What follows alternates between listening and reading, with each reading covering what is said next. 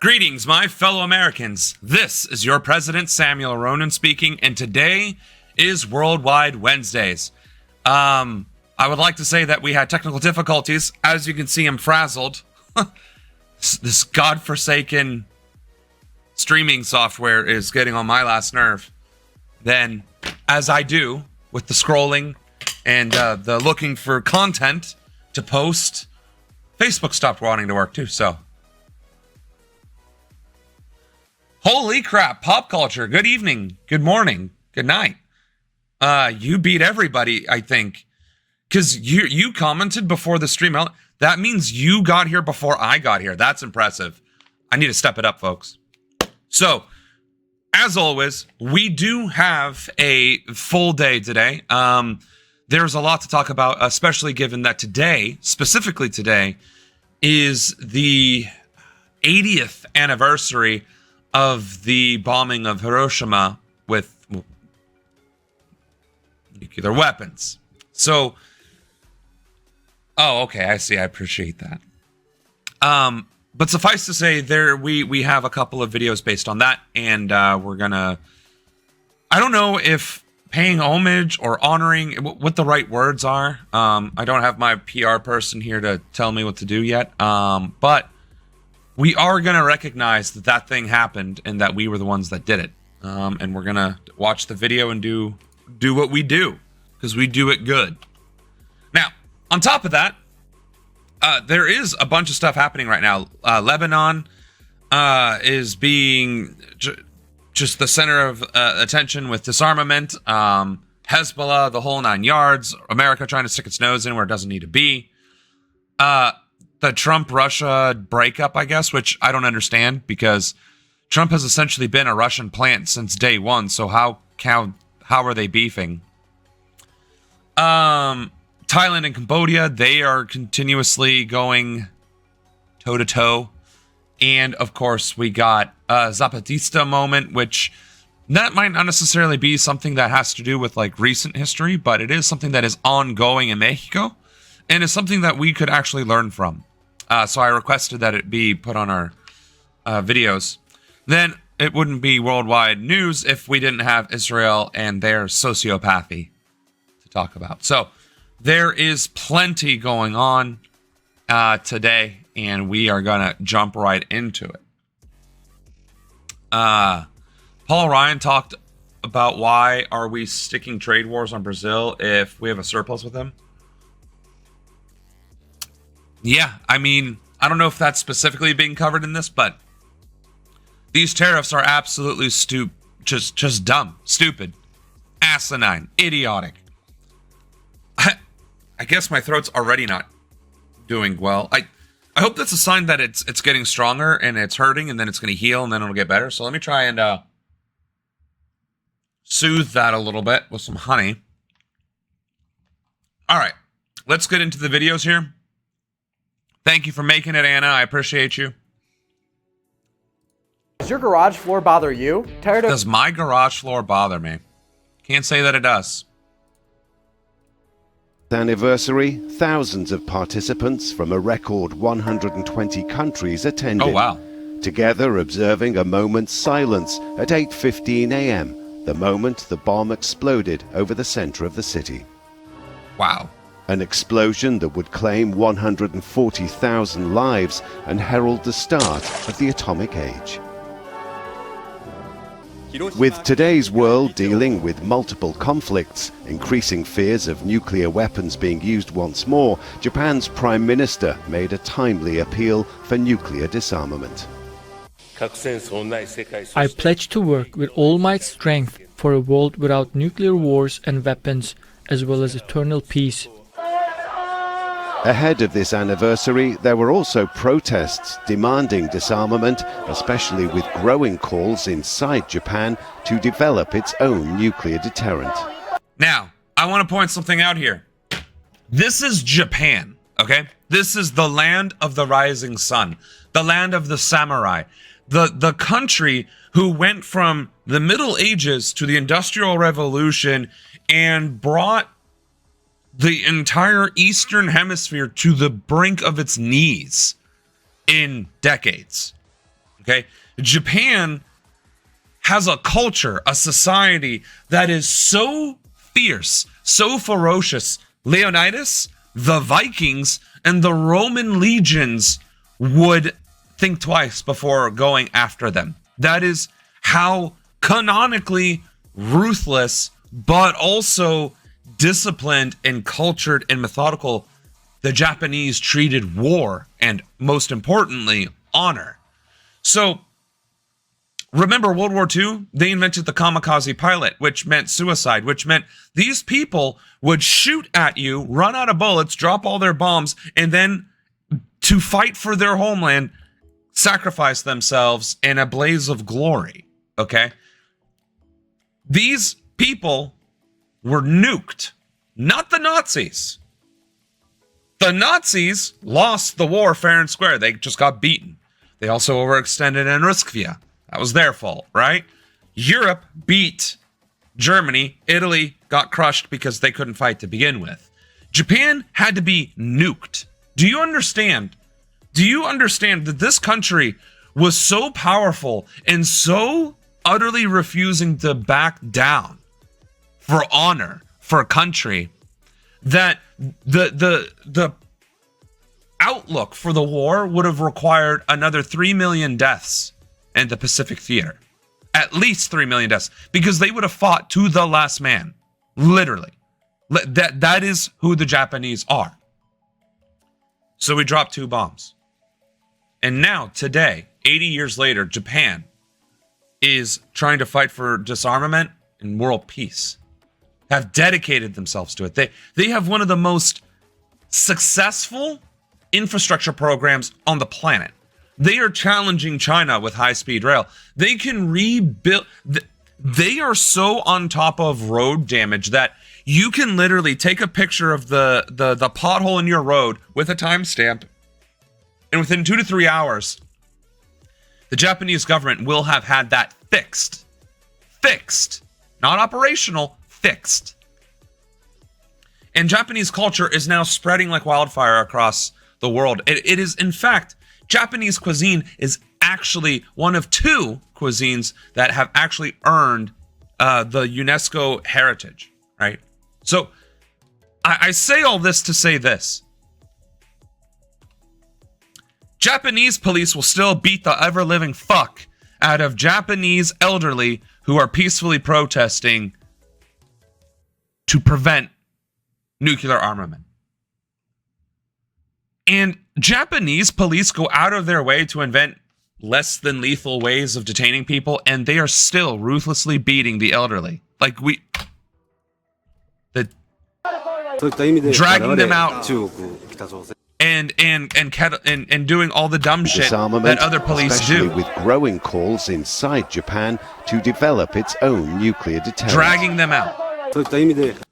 Like, even then, even now, with Japan being what Japan is, the government cannot stop itself. Okay, so that wasn't quite the beating that I was expecting to see there, but they still crack down on protests. Why?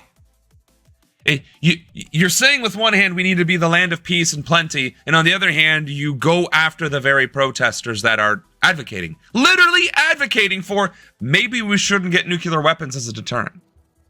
So it is important to recognize that even a country that was a victim of nuclear war, the only victim of nuclear war for that matter, is itself trying to proliferate nuclear weapons. And that's what this day is about. It is supposed to be about a day of remembrance and warning. Meanwhile, politicians trying to serve their own interests are trying to escalate and grow and develop weapons of mass destruction.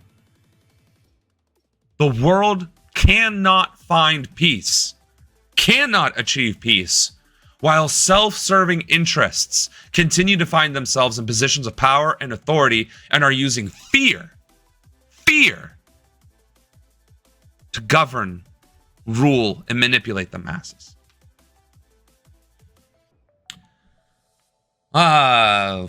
We need a channel point reward for fanfare when Anna gets here. Sure, I'll add that to the list. I actually forgot to add the other channel points, so I'm going to have to... I'll probably have them by this weekend. I just have to remember cheering for Anna arrival.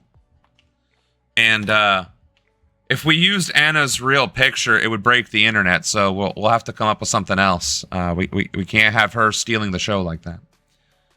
We'll cheer for Anna, and it'll be me like this.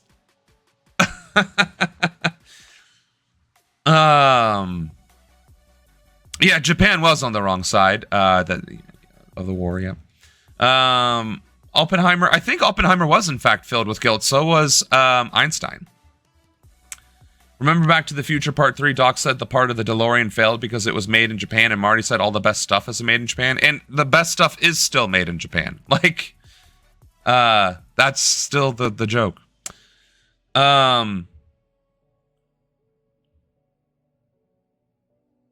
Well, economics and all that fun stuff. So anyway, Japan, I guess I got off on a tangent. I got off on an actual political tangent rather than remembering Hiroshima. But in my defense, this went on a political tangent too. So,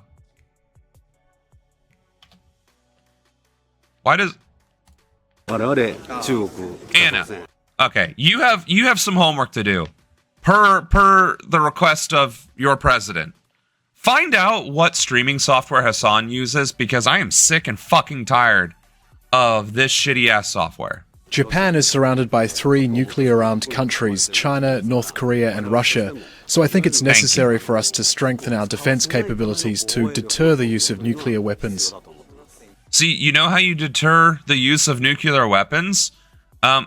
One, non-aggression with your neighbors. That's one, right? But you can't control what your neighbors do, right? So that's not necessarily the solution. But also, why would you create nuclear weapons? Like, that's not a deterrent.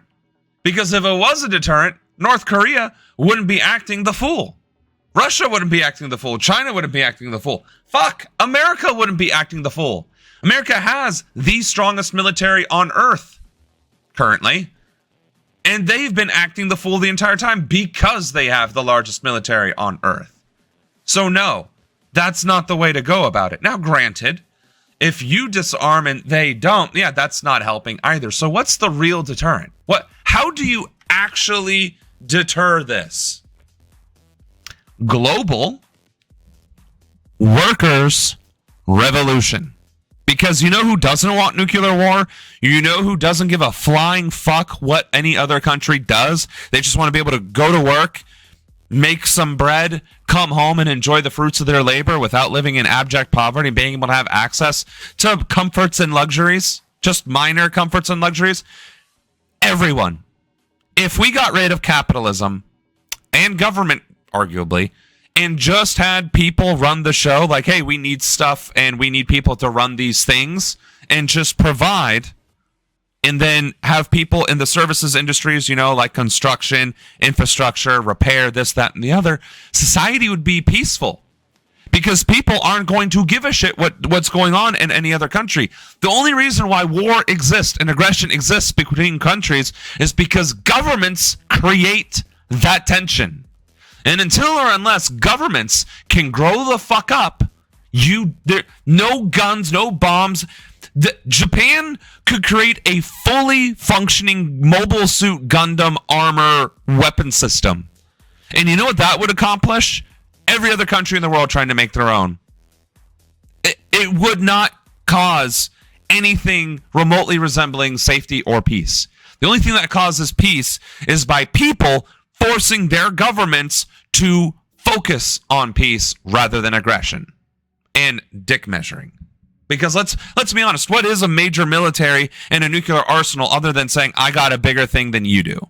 Let's be honest. This was late, but M&S, the store, is getting boycott threats from J.K. Rowling because an employee... Oh, yes. The trans employee was helping a customer find a bra, and that was about it. That was literally the whole controversy. And then they fired the person, and now they hired her back because it was like, oh yeah, the discrimination lawsuit. Shit. And yes, I saw that too. I'm gonna have to take like voice lessons or something. If I'm gonna keep streaming, I'm gonna need voice lessons, or we're gonna have to stream more often or something, because this ain't it. All right. As with every anniversary, the names of the survivors, known as the Hibakusha, who have passed away, are added to the register at the cenotaph. Keiko Agura was just 8 at the time and grew up facing discrimination and survivor's guilt, as well as the fear of the long-term consequences of radiation exposure. Why would she face discrimination? She survived an actual nuclear holocaust. Why would she be discriminated against?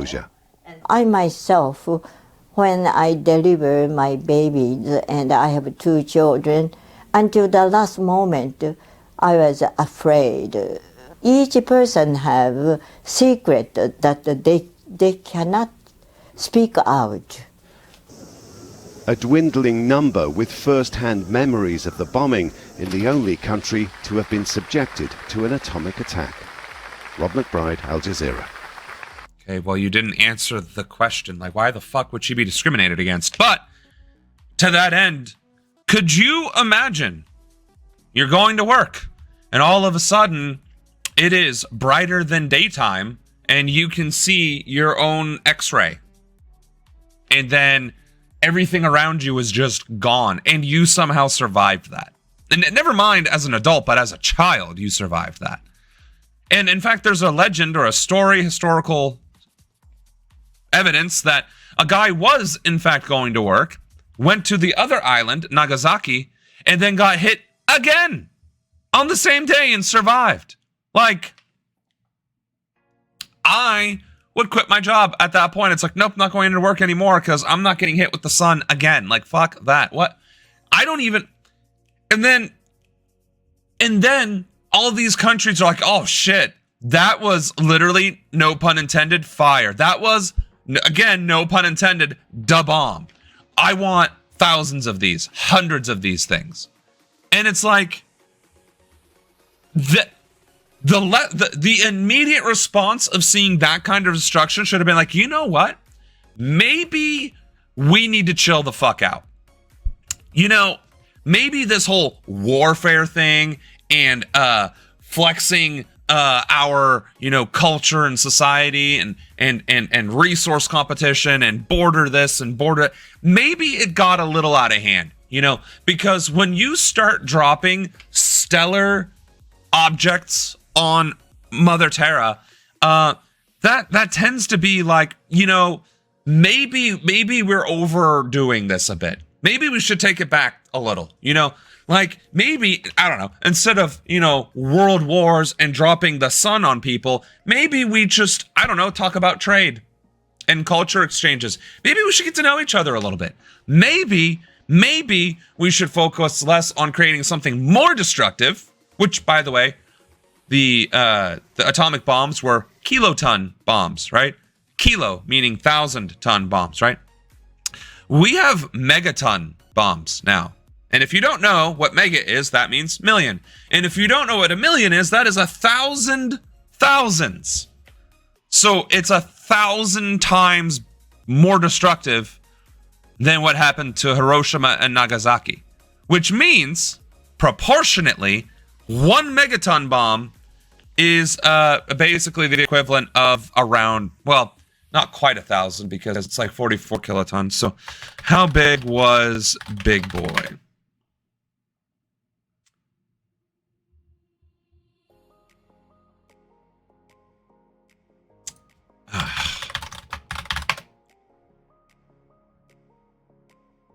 So 21 kilotons.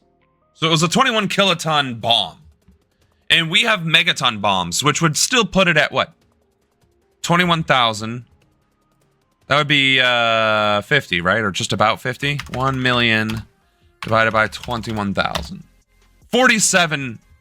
1 megaton bomb would be 47 times more destructive than Nagasaki. Which means a single megaton, which megaton bombs are more than 1 megaton. But 1 megaton bomb would effectively erase New York City, Berlin, Paris, Barcelona, Rome, the Vatican, Tokyo. Like, what? Modern nuclear weapons erase landscapes the size of major metropolitan cities, which themselves are the size of small countries or states. So one bomb took out a city, an island. One bomb now could take out the equivalent of like Massachusetts. Well, maybe not Massachusetts. Like Maryland, Delaware, New Hampshire. Like the entire state just... And that's just the destruction of the bomb itself. We're not even talking about the shockwave damage or the nuclear fallout. So, no.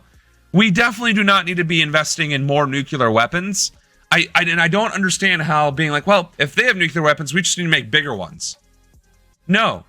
Seeing a nuclear weapon, seeing the night sky turn into daytime and then your hands turn into x-rays before your very eyes should be a like, wow.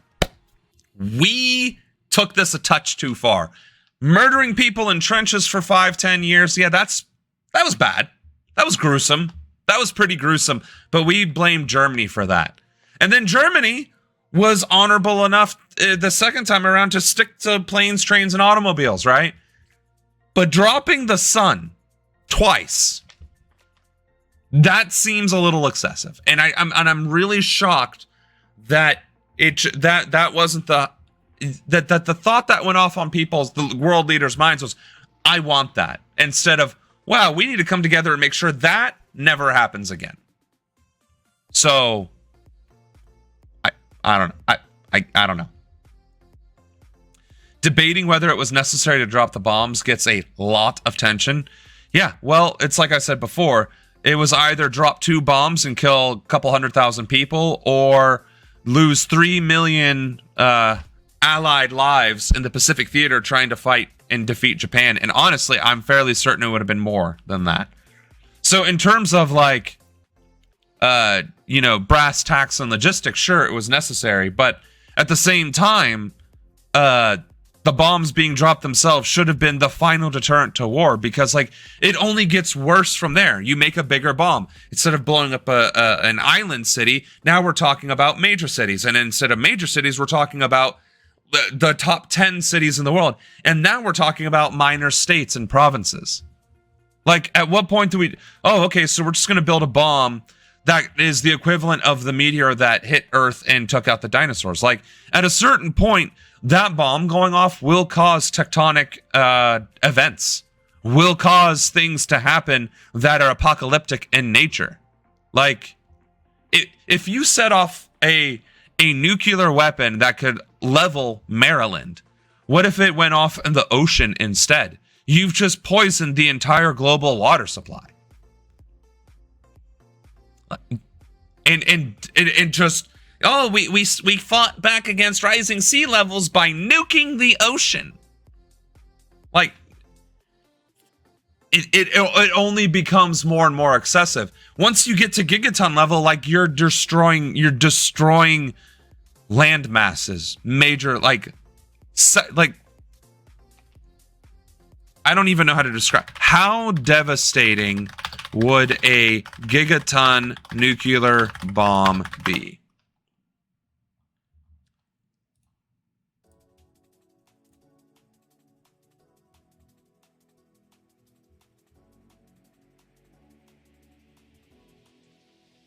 So it looks like if you were to drop a 10 gigaton, what was this? What am I seeing here? So if you were to drop a 10 gigaton nuclear weapon 10 kilometers high, which is like at the height where airplanes are flying, it would cause, the explosion would reach beyond the stratosphere. The explosion, the mushroom cloud, would break the stratosphere. 600 kilometers is how far it would. And you figure mushroom cloud and then some fraction of that going outwards. Like, that's a continent. Like, you're done. That's the end of Earth. That is an asteroid impact. Like, that's, you don't, there's no fucking way. And that's the only direction nuclear weapons go. So no, we need to seriously not be considering about nuclear proliferation in any sense of the word. I have argued on the side of it wasn't necessary for many reasons. Sorry, I lost the chat a little bit. Ah, come on, load, you fucking thing.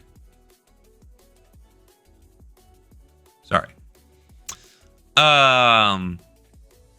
Is if you do it to them, if you start this off, you can face the same thing. Right, exactly. And that's what I've been talking about this entire time. So we're on the same page there. The primary reason was a show of force to the Soviets. We never consider it might happen to us. Exactly. The show of force should have caused the entire world to be like, all right, you won. You won the show of force battle. You have forever cemented yourself as winner of big dick energy in warfare. Let's put a pin on that. While using the fact that it could happen to us as the reason for never-ending war. Right. Yep.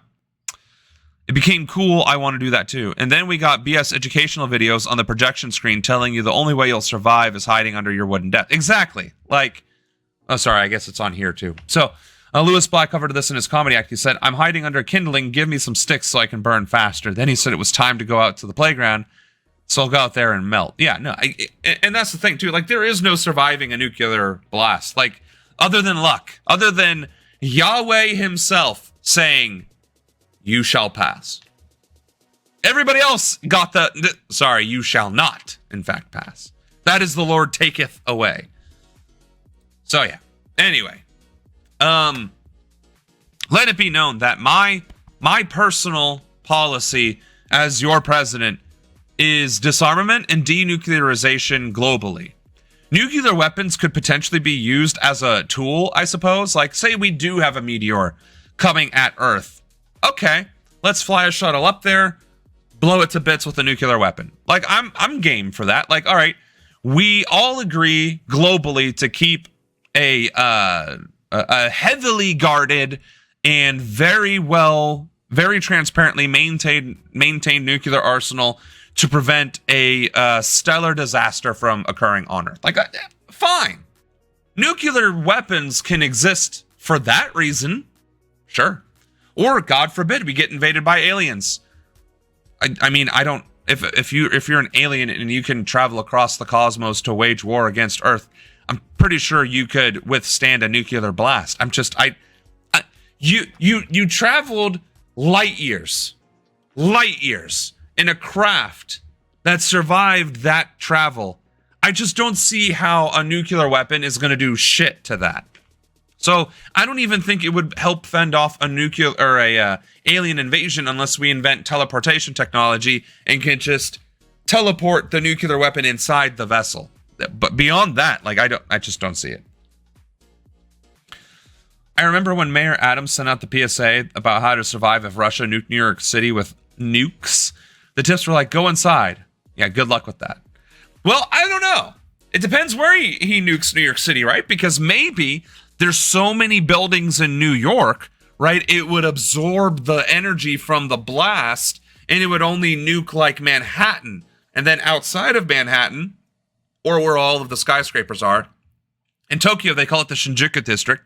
So it's pretty obvious if you nuke Tokyo and the Shinjuku district, you're going to do the least amount of damage because all those buildings are going to absorb it, right? That's how that works, right? That's how physics works, right? And thermonuclear detonation, right? Because that, oh, you mean it's a kilometer in the sky? Hey, what happens, by the way, when you have something really, really tall, right? You have something really, really tall, and then you touch it from the top. What happens? What happens when you put an overwhelming amount of force at the top of something? Does it topple? Does it crumble? Does jet fuel melt steel beams?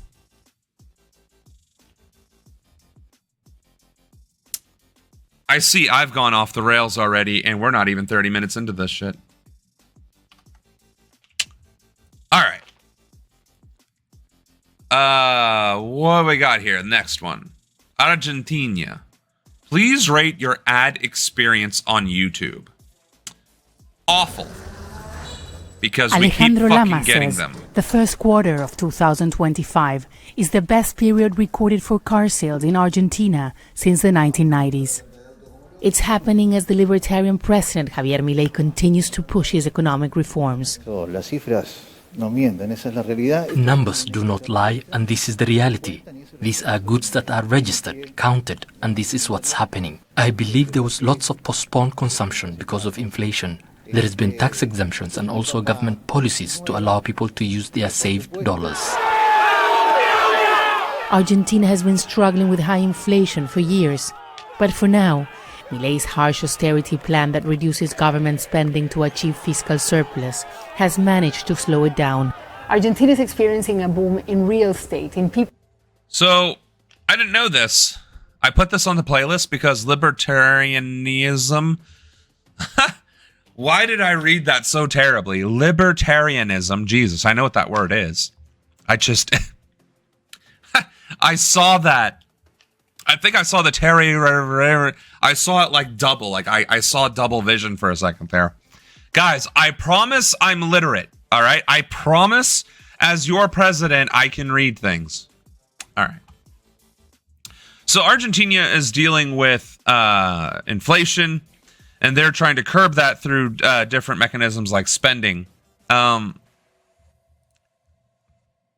Record high, monthly high, Jesus, of 25% to around 2% last month. That's pretty impressive. But they've made economic policies such as housing, health, and education more expensive. I guess, and our press secretary for that matter. So here's the thing. Well, Sam, it sounds like you trying to federalize every bit of industry in America, as well as implementing price controls and forcing redistribution of wealth and creating a whole new infrastructure while just radically changing the tax brackets would cause immediate economic turmoil, don't you think? I mean, isn't that what Argentina is doing? Well, for one, I don't know what Argentina is doing. But inflation happens because of not listening to actual market requirements. If you're actually talking about inflation through economics, right? Again, economics is this made-up theory of science anyway, science. And inflation happens when the government puts too much resource into the system, which causes the price of goods to go up because now there's more resource. Realistically, it depends on who actually has the resource. If it goes to the people, they should simply be able to cover more costs. But if it goes to industries, right, and wealth, they just accumulate and then they want more. So they raise prices, right? Printing more money does not intrinsically raise prices. There's no fucking way that makes it. Okay.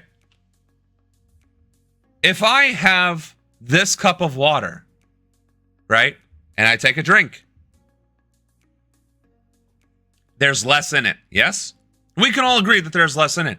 But now if I share this water with somebody else and they take a drink, there's less and less and less and less and less and less in it, right?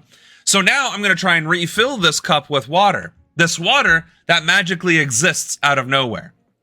I fill it up. I take a drink. Everybody else takes a drink. It's empty. We fill it up. We get another cup of water. We fill it up. Now I don't have to share my cup as much. Now they're sharing out of their cup. Did that change the value of water at all? No, if anything, you made it more distributable. Now there are two cups moving around, except I'm hoarding one of them, right? So now there's two cups. Well, I'm going to take that second cup. We're going to fill a third one and distribute it around. Now I have all these cups, but I'm still thirsty because I'm a greedy piece of shit. So now I say, hey, we need more cups. We need more water. We need more water. Except now I'm hoarding all of the water and the cups, but only sharing the one cup with the masses. Well, now water's more expensive because there's a lot more water in circulation, but it's being held by the few. Exactly.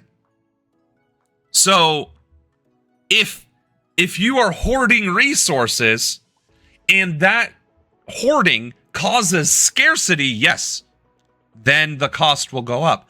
That is inflation. That is inflation because you are withholding the resource. If you're distributing the resource, you are devaluing that resource. But that doesn't necessarily mean that the cost has to go up.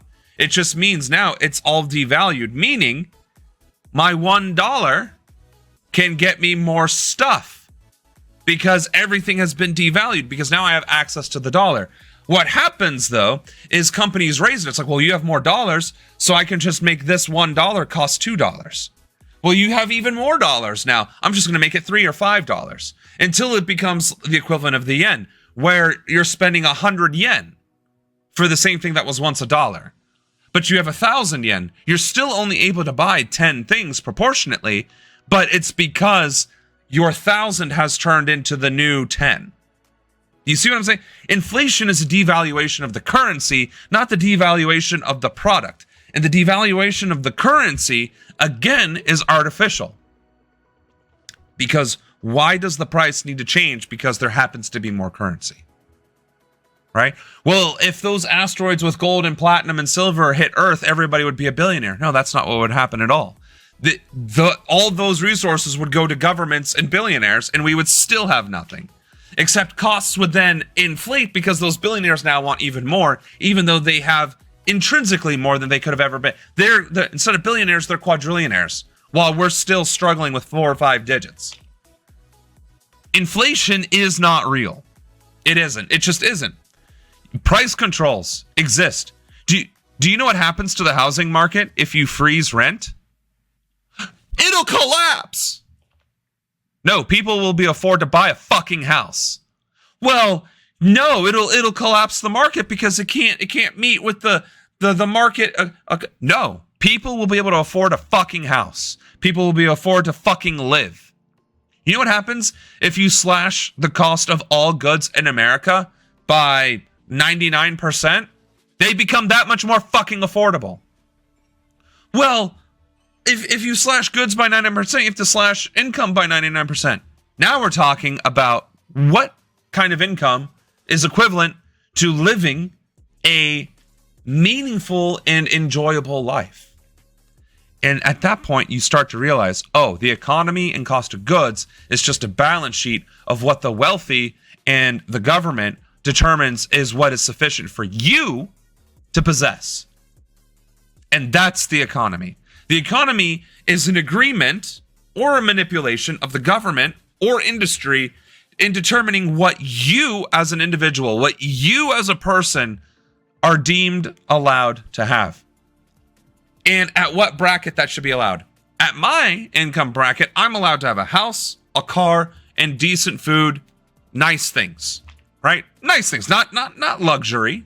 Not I can't drive a Rolls Royce.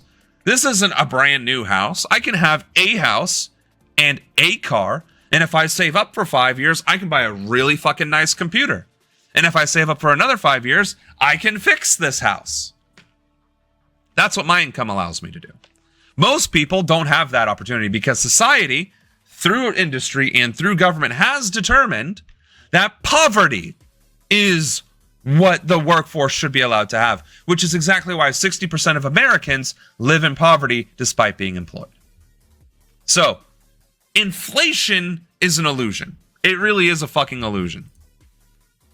And Argentina is combating that illusion by trying to reduce the cost of goods and materials by allowing necessities, housing, healthcare, and education to increase when whatever policies they implemented to reduce the cost of goods could be implemented to necessities. That's my point. Regulation can create prosperity, and in most cases has. Anything that helps people thrive will build a strong, powerful economy. And that is historically true, whether we're talking about ancient Mesopotamia, ancient fucking Rome, Babylon, whether we're talking about Europe, whether we're talking about China or Japan. Any country, any era. If you take care of the people, your economy thrives. As long as people can afford things, the economy thrives. When you make it impossible, whether through inflation or artificial price gouging, that is when your economy begins to crumble, and that is when you have these problems. It is fiscal and leadership irresponsibility. People traveling overseas, but also in car sales. But among low-income sectors, the situation is completely different. Consumption has fallen, unemployment is on the rise, and people are using credit to buy food. But inflation is not the only problem for kindergarten teachers Silvana, Daniela, and Rita. They say they have to work in multiple jobs, and despite this, they're still struggling because of a sharp fall in wages. Now, while they're struggling with wages, are the CEOs struggling with wages? Is the government regulating industry? Are they mandating that profits are redistributed to the people in an equitable manner? No. No, they're fucking not. Again, poverty is fucking deliberate. Let me say that again, without food in my mouth. Poverty is a construct. It is a deliberate construct implemented by the government and industry. Poverty does not need to exist in modern times at all. We have the technology and the capability to take care of a population on this planet in present day that is double to triple the current population needs. We have the ability to produce enough food, shelter, water, clothing, and electricity and other fuel sources for every single human being on this planet times 2, and depending on how you want to determine what's necessary, by times 3. We could have a population of around 24 billion people on this earth with modern technology and productivity. Modern productivity, nothing else changing. Just the capability of what we produce, we could sustain up to 24 billion people on this planet with today's technology and productivity. So there is no fucking reason on God's green earth, on Odin's God's green earth, on Amun-Ra's green earth, that we should have anything resembling the issues that are happening in Argentina and here in America. There is no fucking excuse. No excuse. The only reason why poverty exists is because of greed from industry and corruption from government. And I have 2 children. I also teach dance lessons and take pictures. I need to find ways to pay the bills that are adding up. They say the government's decision to lift subsidies is also having an impact. It's complex. The government lifted subsidies, which subsidies help people who don't have money to afford things. That's what a subsidy is. Granted, most of the time subsidies go to industries to afford things that they can't pay for, to encourage the development of the industry. But when it's people, fuck those people. We're going to take their subsidies away. And now they can't afford things because the companies aren't paying wages, because they're not making enough money to give themselves bonuses and maintain their profit levels, which means that people can't consume, which means that the companies aren't making more profits, and round and round and round it goes.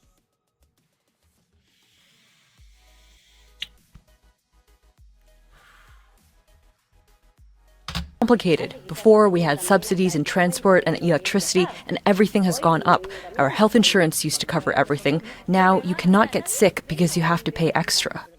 Economist Gabriel Rubinstein says there's an explanation for what's happening in Argentina. Please tell us. The government started with a cheap dollar for the public and strengthening the peso, and that generates lots of frustration, inequality, and risks that they'll be able to keep it in time, especially in a country like Argentina where the foreign reserves are low.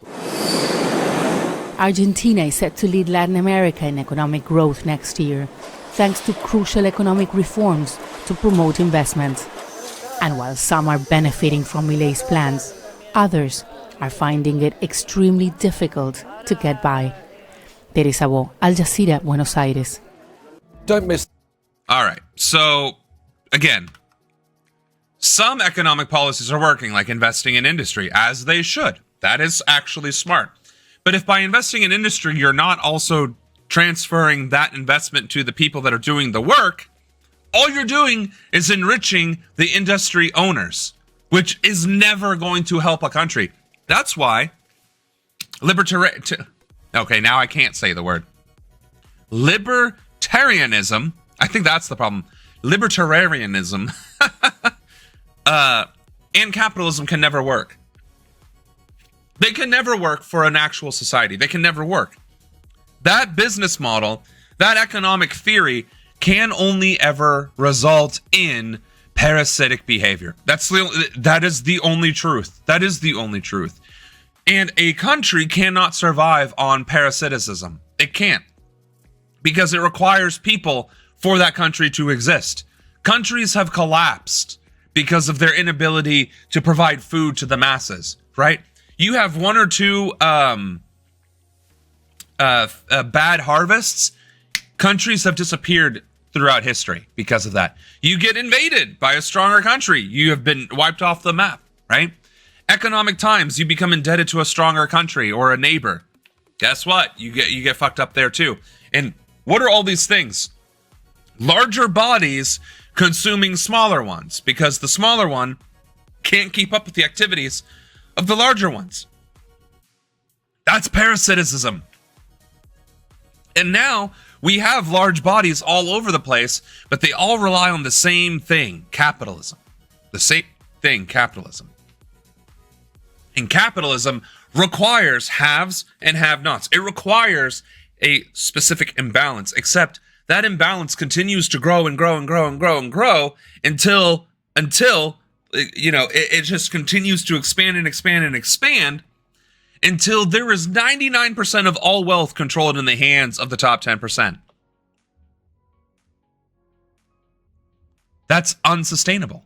Again, just like the example I gave with the water. If I have all the water and you still need water, well, of course water is going to be scarce. Of course the cost of water is going to go up. If I fucking control all the goddamn water, and you still need it, and I'm like, hey, now I can charge you $1,000 for a bottle of water.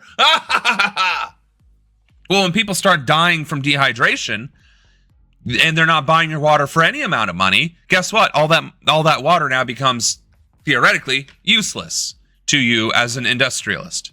And that's the problem with capitalism. I want the more. I want the more. I must have a bigger number. I need to see another zero. I need to see an increase. I need more. And eventually, you're left with all. And then you realize, well, if nobody else can buy the thing, then my industry collapses. And most industries collapse under their own weight. Because if people can't afford your product or your service, then you fall to pieces. And many, many companies have collapsed because they have priced themselves out of what the consumer believes is fair. There are studies about this. I forget what it was called, but it is it's colloquially a point of no return of trust specifically. Okay, we'll raise the price, cut a benefit. Raise the price, cut a benefit. Raise the price, cut a benefit. Raise the price, cut a benefit, but now nobody's buying it. What the hell? Okay, let's roll it back. Well, they're still not buying it. Okay, let's roll it back even further. Why is nobody buying it? Because you betrayed them incrementally. And then they said, fuck you. Except it's happening everywhere, all at once, across every single industry. And yes, people have to eat, and it's difficult to choose between eating and not eating when every company and every industry is doing it. Well, now people are starting to steal. Yeah. Because we have exceeded the threshold of tolerance for cost. What we are willing to pay for bread, for eggs, for water, for noodles, for meat, is hitting a threshold of this is unreasonable. So no, I am not going to pay $12 for steak or $8 for ground beef or what else have I seen at the grocery store lately? Like $6 for chicken? And like the chicken with gurry on it is now $3 a pound. It used to be less than $1. So when even the chicken with gurry all over it is now $3 a pound instead of $2 or $1, People are like, I'm already poor. I'm already not eating steak. I'm already not eating fish. I'm already not eating pork. And now you're going to make chicken inaccessible? Well, then I'm just going to steal this. And then I'm going to steal that and that and that. I will give this company the $100 that I have been paying for 30 years. I'll give you the $100 that I've been paying in groceries, but I'm not giving you $200 in groceries because you're greedy motherfuckers. No. And so now theft is on the rise, which is profit loss. So companies continue to raise prices, which causes more theft, which then results in higher prices and law enforcement and whatever other bullshit investigation. And it's a spiral that spirals out of control. That's not inflation, folks. That is corruption. That is corporate greed. And that is the government being complicit by not putting a fucking stop to that shit. My administration will. Whether it's with a very close haircut or through regulation. This shit that we are doing right now isn't it. It's not working, and we are going to put a stop to it. Red Overlord is PO'd that the Pope said maybe he's not Christian, and he's outraged that he questioned his faith. The same clown who questions the faith of others. Yeah, but I don't think Trump thinks he's a Christian either. I think he's just trying to appeal to his base, and considering the Pope is literally the authority on Christianity and Catholicism and all that fun stuff. All right. Lebanon. If you're anywhere here in Ohio, get rid of your ugly window system. I don't have an ugly window system. It's very pretty. Not as pretty as Anna, but it's still pretty. Position clear. It will not disarm because to do so would serve Israel's interests, not Lebanon's sovereignty. They try to blackmail us by saying they won't give us money for reconstruction. I can't always bag on you because then you won't help me anymore. To Israel, we will not hand them over. This was seen as a message to Lebanon's new leadership that's promised to disarm all armed groups. I call on all political parties to approach the issue of arms control with full responsibility. Disagreement must remain respectful within the framework of the Constitution. The president was speaking at an event to commemorate Army Day, the institution that will take on Hezbollah if and when there's a political decision to disarm the group by force. The army holds so they're talking about Hezbollah? I'm a little confused, and maybe it's because I'm not as familiar with Lebanese politics, but I thought Hezbollah was the Lebanese government. Is Hezbollah not the Lebanese government? Did I miss something there? Am I propagandized? Am I a victim of it? What is Hezbollah? According to AI, no. Hezbollah is a Lebanese Shia Islamist political party and paramilitary group. Hezbollah's paramilitary wing is the Jihad Council. Oh, wow. And its political wing is the Loyalty to the Resistance Bloc Party in the Lebanese parliament. Its armed strength was assessed to be equivalent to that of a medium-sized army in 2016. I see. So Lebanon is an occupied state, but somehow still a democracy? Okay, that's interesting. So Hezbollah is at one part its own military entity, but also a part of the... So it's like ICE and the administration. We have the military, and now we have the Trump administration's private police force, and we have the GOP trying to weaponize and politicize it even further, which seems like it's now going to become the GOP secret army. So yeah, ICE is Hezbollah. Or no, I'm sorry. The Republican Party is the Hezbollah of America. And ICE is their paramilitary. That tracks. But it's a reflection of the sectarian system. During the Civil War in the 1980s, it fragmented. And that's why Aoun has said the issue of disarmament is sensitive with consequences for national peace. If there's a cost to pay to be able to centralize the weapons with the LAF, with the Lebanese Armed Forces, better be like that. But Everything has been done so far was to avoid any clash with Hezbollah. Hezbollah has clashed with the state in the past.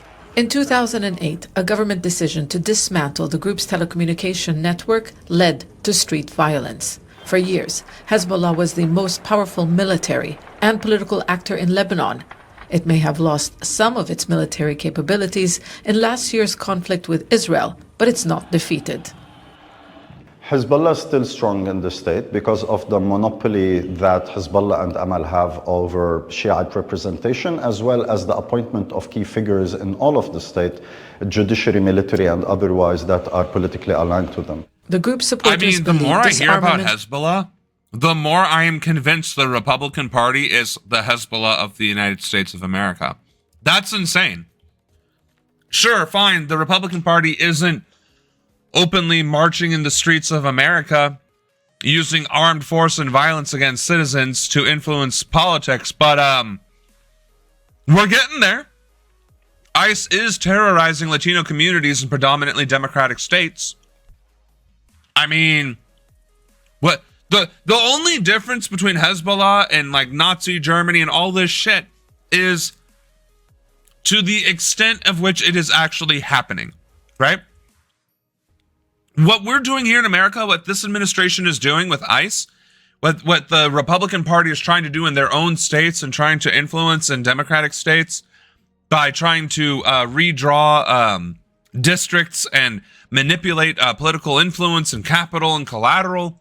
How is that literally any different than the strong arming that Hezbollah is doing or the erasure of any other party that the Nazis did? Like, explain to me how any of this shit is different. Will have implications for their political standing and security.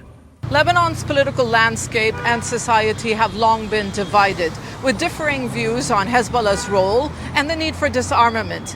The issue has dominated Lebanese politics for decades, but today there is a sense of urgency with increasing international pressure. And increasing military pressure from Israel, which regularly targets Hezbollah despite the ceasefire. The government is now expected to formally commit to disarming Hezbollah, a decision that's that not gonna could stop at the Israel least from attacking ignite a Lebanon. political crisis. In the words of the president, it's a critical time. And you should. Al And that's the thing too, right? Beirut. Okay, so this is the part that kills me. Okay, fine. You have Hezbollah, which is a paramilitary group in Lebanon. Okay, fine. Let's just take that for what it is. Cool. Why would you disarm Hezbollah and not try to integrate that into your actual military? All you're going to do is cause conflict. All right, so you integrate them in. They're already in the government. So integrate them into the military and unite the fucking country. Israel is going to attack Lebanon regardless because that's what Israel does. So quit pussyfooting around it. Oh, I'm afraid of it. You're not afraid of Israel. You're afraid of America. But here's the thing. The West is turning on Israel because of their genocide against Palestinians. They're not going to just immediately get their back when they wage war against Lebanon. I mean, well, I can't say that because that may very well happen, actually. But also, and I think we're going to cover this, according to many Israeli leaders, it does seem as though Israel is losing the war in Gaza, which is interesting because I don't see any fucking news regarding Hamas fighting back against Israel at all. Because, again, I'm in America, and we're only fed what the West wants us to see. So to even hear or see any article saying that Israel is actually being pushed back is amazing. Because the only thing we're seeing is that Palestinians are being starved to death, which means Hamas is somewhere existing and being fed resources. Now, I didn't mean to use those words, but that does mean some outside party is helping Hamas stay active, and it is enough to drain Israeli resources because the West is now not just lavishing Israel with weapons and bombs. But at the same time, Israel is still succeeding in eradicating an entire people while waging multi-front wars. So I'm not... Again, if the Middle East would... But therein lies the problem. If the Middle East would unite against Israel, that would trigger fear amongst Western cultures and countries, which would then cause them to pucker their buttholes and start antagonizing the Middle East, which is, again, what I was saying earlier. It's leaders who cannot get their own heads out of their own fucking asses and stop trying to play war hero. Instead, we have they just, instead of playing war hero, we could be serious. We could literally not be antagonizing one another. We could be trading goods, resources, culture, travel, trade, whatever. But instead, it's like, well, we've been fighting each other for 500 years, 2,000 years, and you've been killing our people for the past few decades, especially, and now you're bragging about it in 4K on social media, so now we're going to continue to massacre you. Like, this doesn't stop until people make it stop. And people have to make the propaganda stop. They have to make the news stop. They have to make the messaging stop. People have to grow up, wake up, and stand up. Period. Or this shit is going to continue to elevate and escalate. And that's here in America, too. We can put an end to ICE like that. All we have to do is say no. 270 million of us saying no is a pretty fucking powerful thing to do. Just saying. All right. So we're an hour in. Okay. Sanctions against Rusk. At Advent, we help sleep apnea. Sleep apnea. Yeah. The Probably market have is that. booming in Russia's capital. Before the war, rich Russians Exactly. invested It's in a London, policy the choice. French Riviera, or Miami. Now the complexity That are being made by politicians and industrialists, not people. People elect them, sure, fine. There's elections all over the world that elect these pieces of shit politicians. But then they just go and do whatever they fucking want to do anyway and try and stir up support from the people. And the people are unfortunately easily influenced. of investing overseas due to sanctions, as well as bans on entering Europe or the US for many, and the unstable ruble exchange rate, means people are buying at home. The premium class real estate market is doing very well here. Prices show steady growth every year. There's a lot of liquidity in the country. That's not good. Real estate should not be rising every year. That means less people can afford it. What? Why? Why? Why does every country say things are more expensive now, things are great? No. If things are more expensive and wages aren't meeting it, that is artificial inflation. That is price gouging. You are literally crippling your country. You are crippling your society. If people cannot afford things, you are failing. You are failing. Well, shit's more valuable. Then that means the ability of the ruble to be spent on something should be broader. Not that you need more rubles to buy the one thing. Value means this one item should be able to be spread further. Not that you need more of a resource to acquire the one thing. Am I explaining this well? I'm trying to explain it as simply as possible, but maybe I'm too riled up and I'm using like weird metaphors. If I have donuts and I eat all but one of these donuts, and then I try and share the rest of the donut with you guys, you're not going to have that much donut and I'm going to have a tummy ache, right? But if I gave each of you a donut, we would all have the same donut. The value of the donut would be the same. The only reason why the value of the donut goes up is because there's less of it to go around. So if the value of it goes up, that means there's less of it to go around, right? That's the cost, right? The supply and demand. There's not enough supply, more demand, cost goes up. Well, if housing is going up, that means there's more demand than supply. The solution shouldn't be real estate investment is a great thing. It should be build more fucking houses.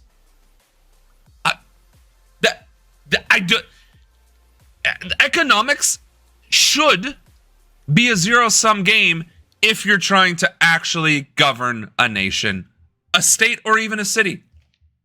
It should be zero sum. Whatever comes in should be spent on maintaining or improving what you got, so that the more taxes come in, you can make it better or keep it the same. But you should never just be like, I'm going to hoard this money and spend it on things that do nothing for anyone. And in fact, we have all this tax income. I'm going to give myself a raise and all my friends a raise. And you know what? I'm going to pay these guys to do shit that doesn't benefit society at all. Like, we're going to build statues. What do statues do? Nothing. And you know who the statue is going to be of? That's right. Like, what the fuck?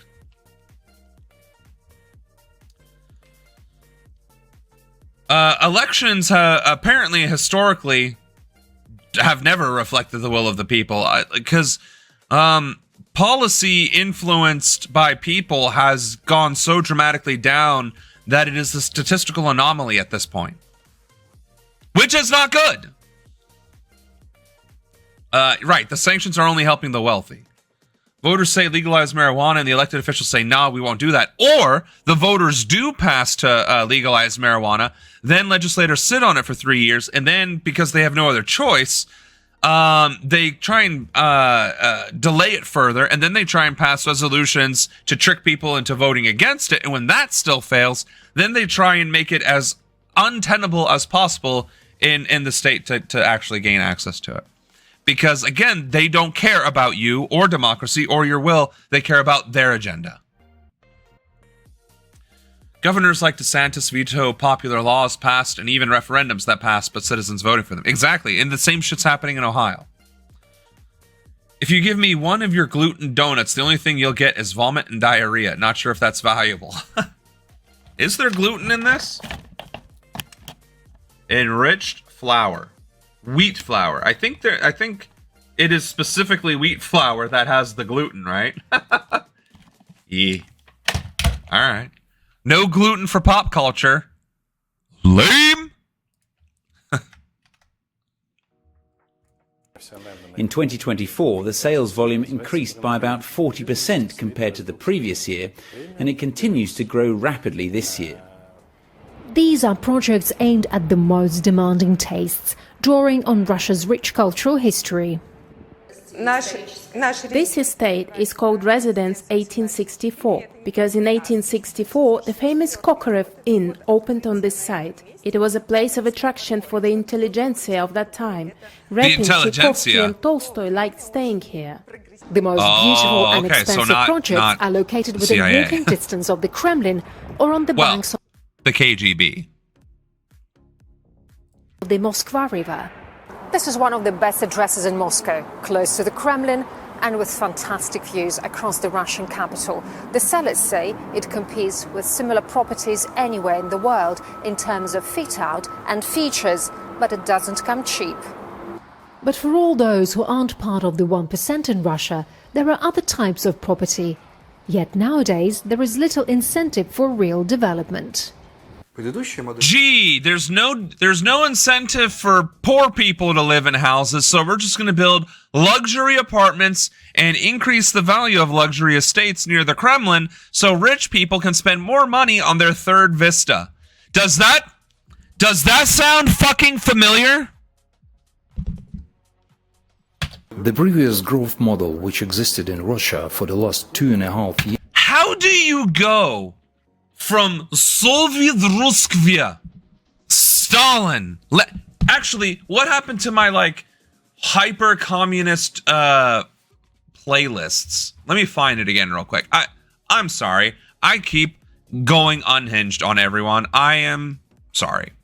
But it fucking kills me. Like, how do you go from Soviet Ruskvia and communism is good for all to one of the most predatory capitalist fucking countries in the world, and then the West has the audacity to still call Russia capitalist or communist? Like, what? That doesn't even make sense. It really fucking doesn't. Okay, I think I found. Hold on, I think I found it. Okay, I found the playlist. It's got to load. I think it's this one.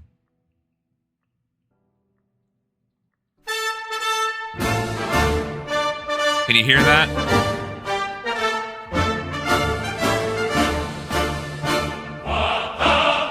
So how do you go from this? How do you go from this? Right? That is communism music right there, right? That is communism. That's communism. When you think of communism, you think of the right? And like the Russian dance thing where they're like this. Whatever it is, I don't know. That's Soviet fucking Russia, right? That's exactly what this is, right? And just for shits and fucking giggles, I want you all to see this. Hold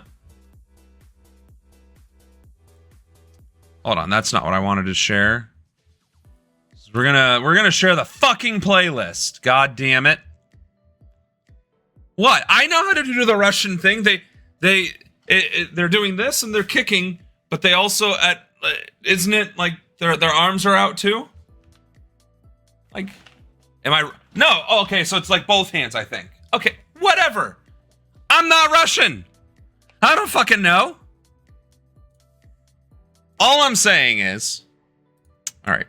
So, gotta change this to this. It's gotta apply. Let's hope that worked. And then,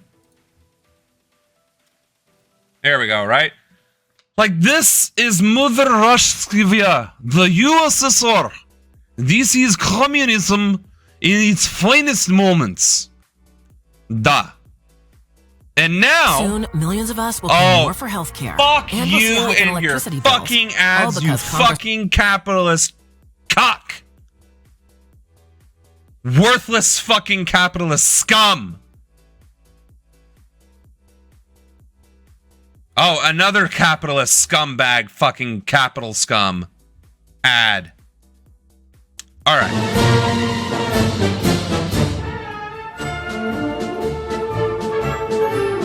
Right? This is like a waltz. Like, you can dance to this, right? Soviet Roskvia, right? How do you go from this? How do you go from this to this? How? How do you go? How do you go from Soviet Russia communism for the people? Oh, well, what about the famine? It takes a few eggs to make an omelet, whatever, right? Apparently, some poor people must die so that rich people can have more luxury villas and estates across Kremlin. No incentive for people. How do you go from the most iconic fucking flag? The red orange. This is the flag. This is communism. The hammer and sickle is Russian communism. How do you go from being the literal face of communism to capitalism? I don't know. I don't know what all these songs are. That one doesn't slap nearly as hard as like the March of the Defenders. I don't understand how you go from literally being the face of communism to this piece of shit. I may have lost a few of y'all there, and I'm sorry. But due to I don't understand. I truly do not understand. Mortgage loans have become very expensive. Plus, less people are now willing to work on construction sites. All that has led to an increase in housing prices for ordinary Russians. Most This is literally why Russia became communist. Because of how Western states were fucking over the people. Literally, that is why Lenin and Stalin exist. To prevent that shit from happening. They murdered so many rich people. The Chinese murdered so many rich people to avoid this. And both of these countries are now embracing it. Y'all, I'm not even a communist. I'm not. I actually don't think communism is a good idea. I think fundamentally communism is a very bad idea for the exact same reason capitalism is a bad idea. Because if you give power to powerful people, what do you think they're going to do with it? Huh? Well, we know what they're going to do with it because we see what they do with it. They exploit that power. If capitalism requires capital in order to function, people with the most capital call the shots. Well, if the people with the most capital aren't governments, then it's corporations and industry that calls the shots. And when they call the shots, and government doesn't have the ability to stop them, you have de facto governance by corporations, which 9 times out of 10 leads to fascism. We haven't had a corporatocracy yet, but thank God. But we have had fascism quite a bit. Now, communism, on the other hand, is where all of the power is concentrated in the hands of the state. The state controls the means of production. The state controls everything. Infrastructure, industry, housing, education, healthcare, military service, right? The state governs all. Says all. Oh, you voted? Oh, that sucks. You didn't vote for the state? Ba-bang. So no, that is also fundamentally not good because the state becomes corrupt within its own organization. That's just the reality. That's just communism will intrinsically develop its own form of corruption through that system. Which is why socialism is the ideal solution to governance, but that runs into its own set of problems. If it's only people running the show, well, then there is no central infrastructure. There is no hierarchy systems. There is no means of actually enforcing regulations because there is no regulating body, right?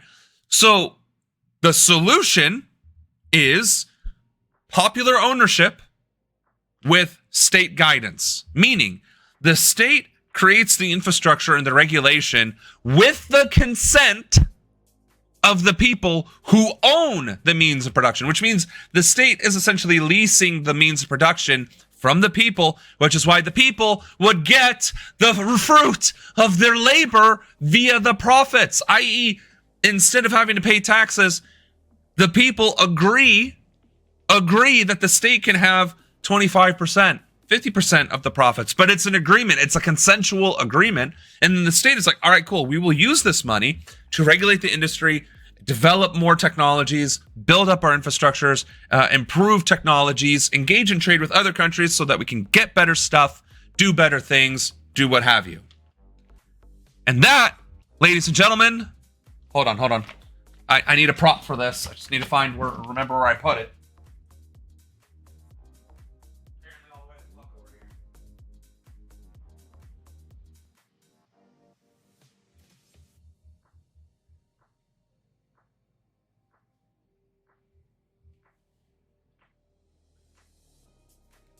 Okay, props are here.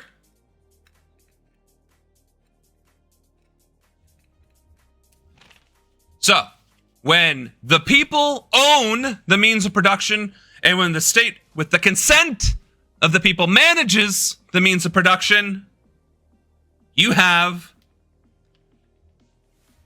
Ronanism.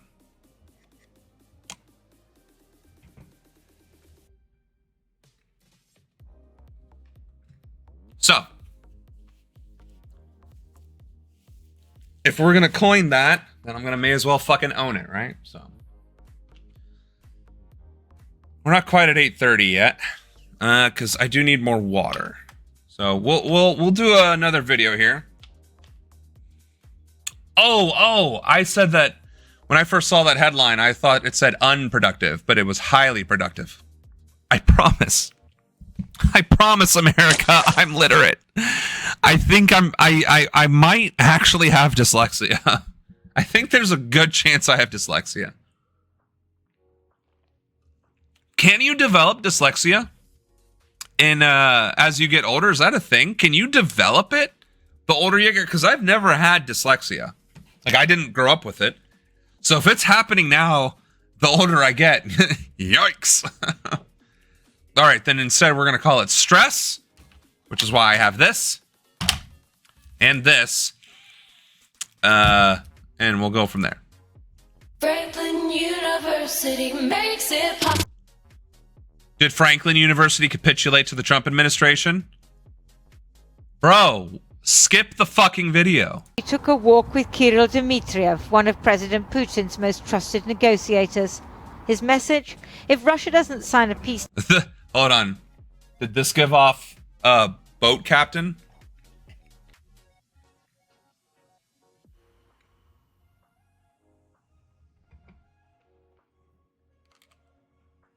Actually, hold on.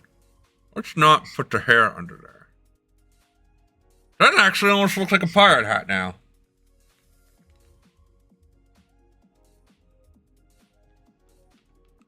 Actually, I do kind of pull this off, don't I? Don't smoke, kids. Smoking kills. But it does make you look cool. By the way, this is actually my grandfather's pipe. And one of the ones he would smoke the most. So I keep that here as a little homage to my Opa. And I've actually smoked out of this before. It's actually extremely difficult to smoke pipe, actually. It takes a little bit of doing. And you got to have your little filter in there or else you will have a bad time. But pipe tobacco tastes interesting too, gotta admit. And you feel like such a sir. You're like, yes, Charles. Yes, indubitably. Elementary, dear Watson. You see, if you raise the hypotenuse of the Excalibur to the hypotenuse of the boson, et spiritu noctum et spiritu sancti, you will then discover the genus Canocephali from Alpha Centauri. And then you like have whiskey, right? Like with the little glass, and you're like, yes. And you're like, I'm a very elegant individual, aren't I, Mr. Watson? All of that to say. The pipe and hat. See, it's funny because I was in the Air Force, but I look more like a ship captain.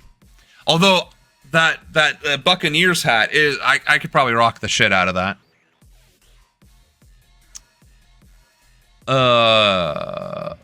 Whoa, hold on. There was like a whole lot of other shit you were saying. You give power to me and I won't behave like a corrupt goon. Well, I'll remember that, pop culture. The corrupt are fleeing to sanctuary areas. Yeah. Let's see. In my day and age, we walked 15 miles to support progressivism. Back in my day.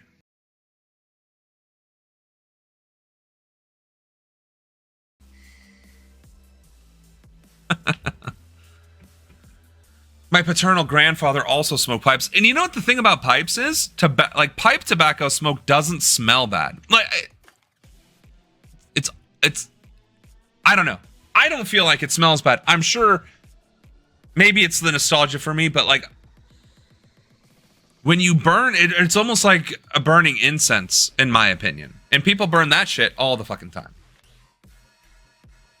Deal with Ukraine, the US will impose more sanctions. What are your expectations today? Whom do you expect? It's the 5th time President Putin has met Mr. Witkoff. How are you, Mr. President? Despite diplomatic niceties, Russia has continued to bomb Ukraine, much to President Trump's annoyance. Those close to the Kremlin... Isn't that a snub, though?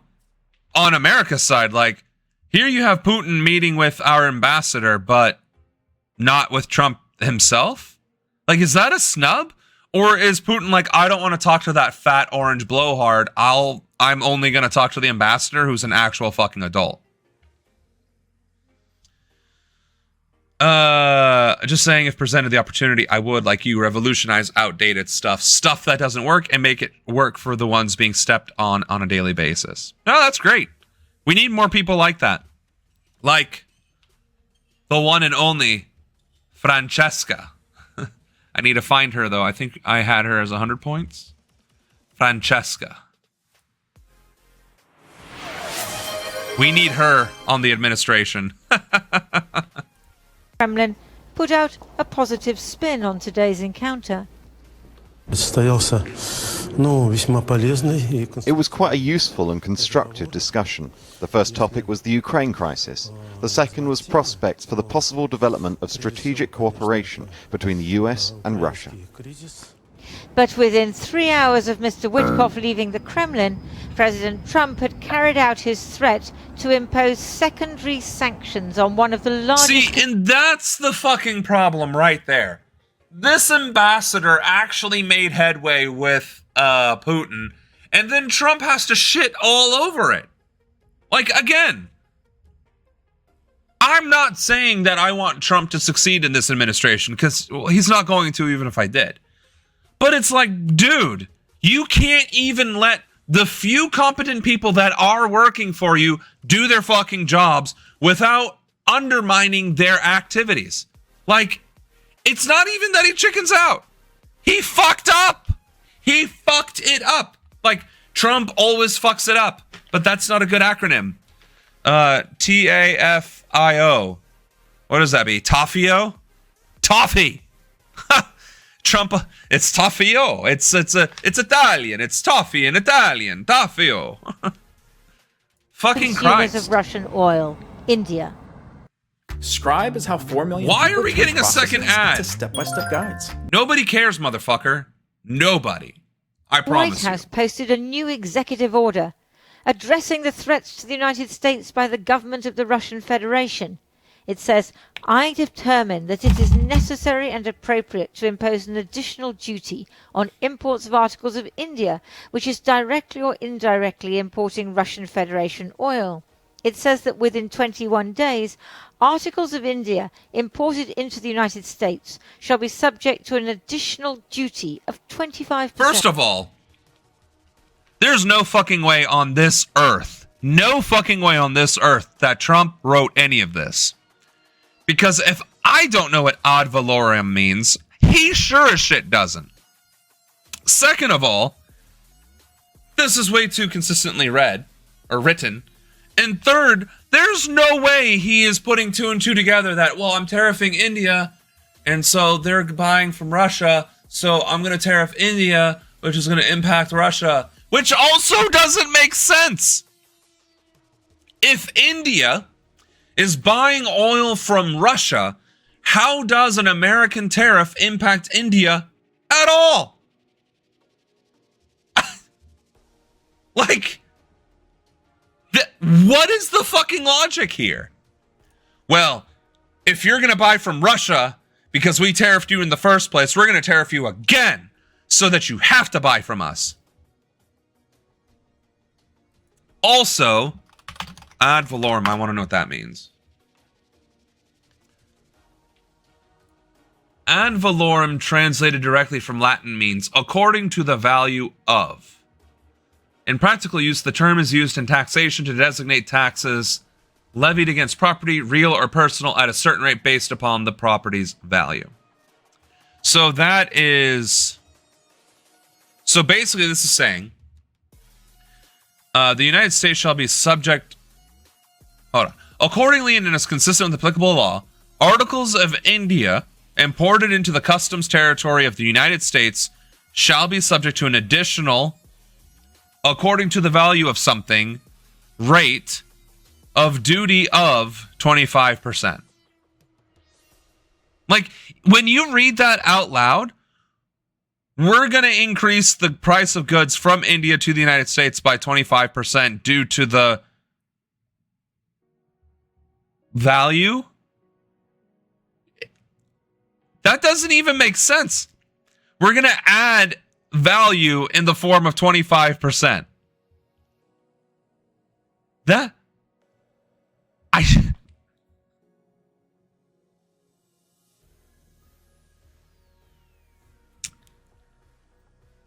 Does he even know how to do math? No, because he wants to reduce things by 1,400%, which would be a 1,300% rebate, and he doesn't seem to realize that, and keeps doubling down on it, which goes to show he has no idea what that means. Kandla Port in Gujarat. The $40 billion worth of goods that India exports to the US are already subject to a 25% tariff. Now it will be 50%, one of the highest in the world.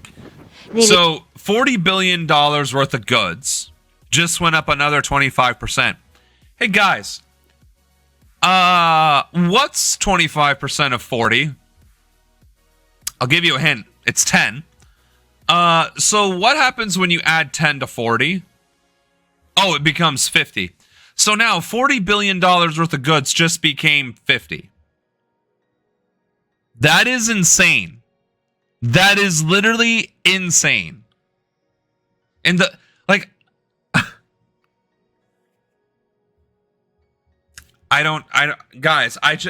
can't.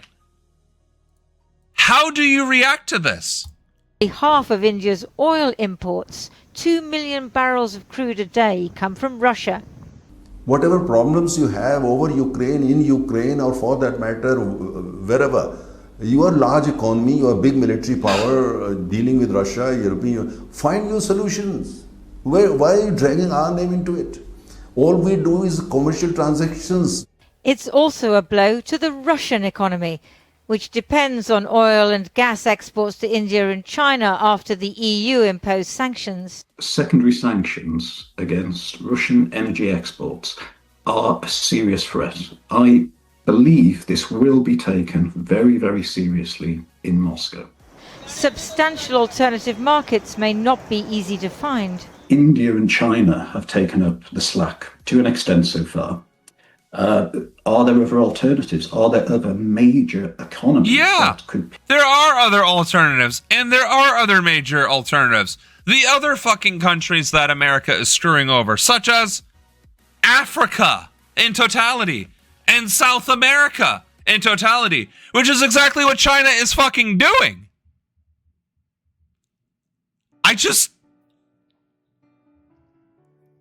God! The fact that America hasn't become isolated from the global economy is shocking. It's truly, truly shocking. Because what does America even fucking make that other countries want? And no country wants to be bullied, so why are they even humoring this shit?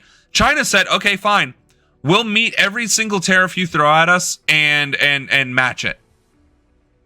Like, everything we have in America is made in China. This is made in China. I'm fairly certain. Manufactured by Guangzhou Zhu Li Cosmetic Company Limited, made in China. This is made in China.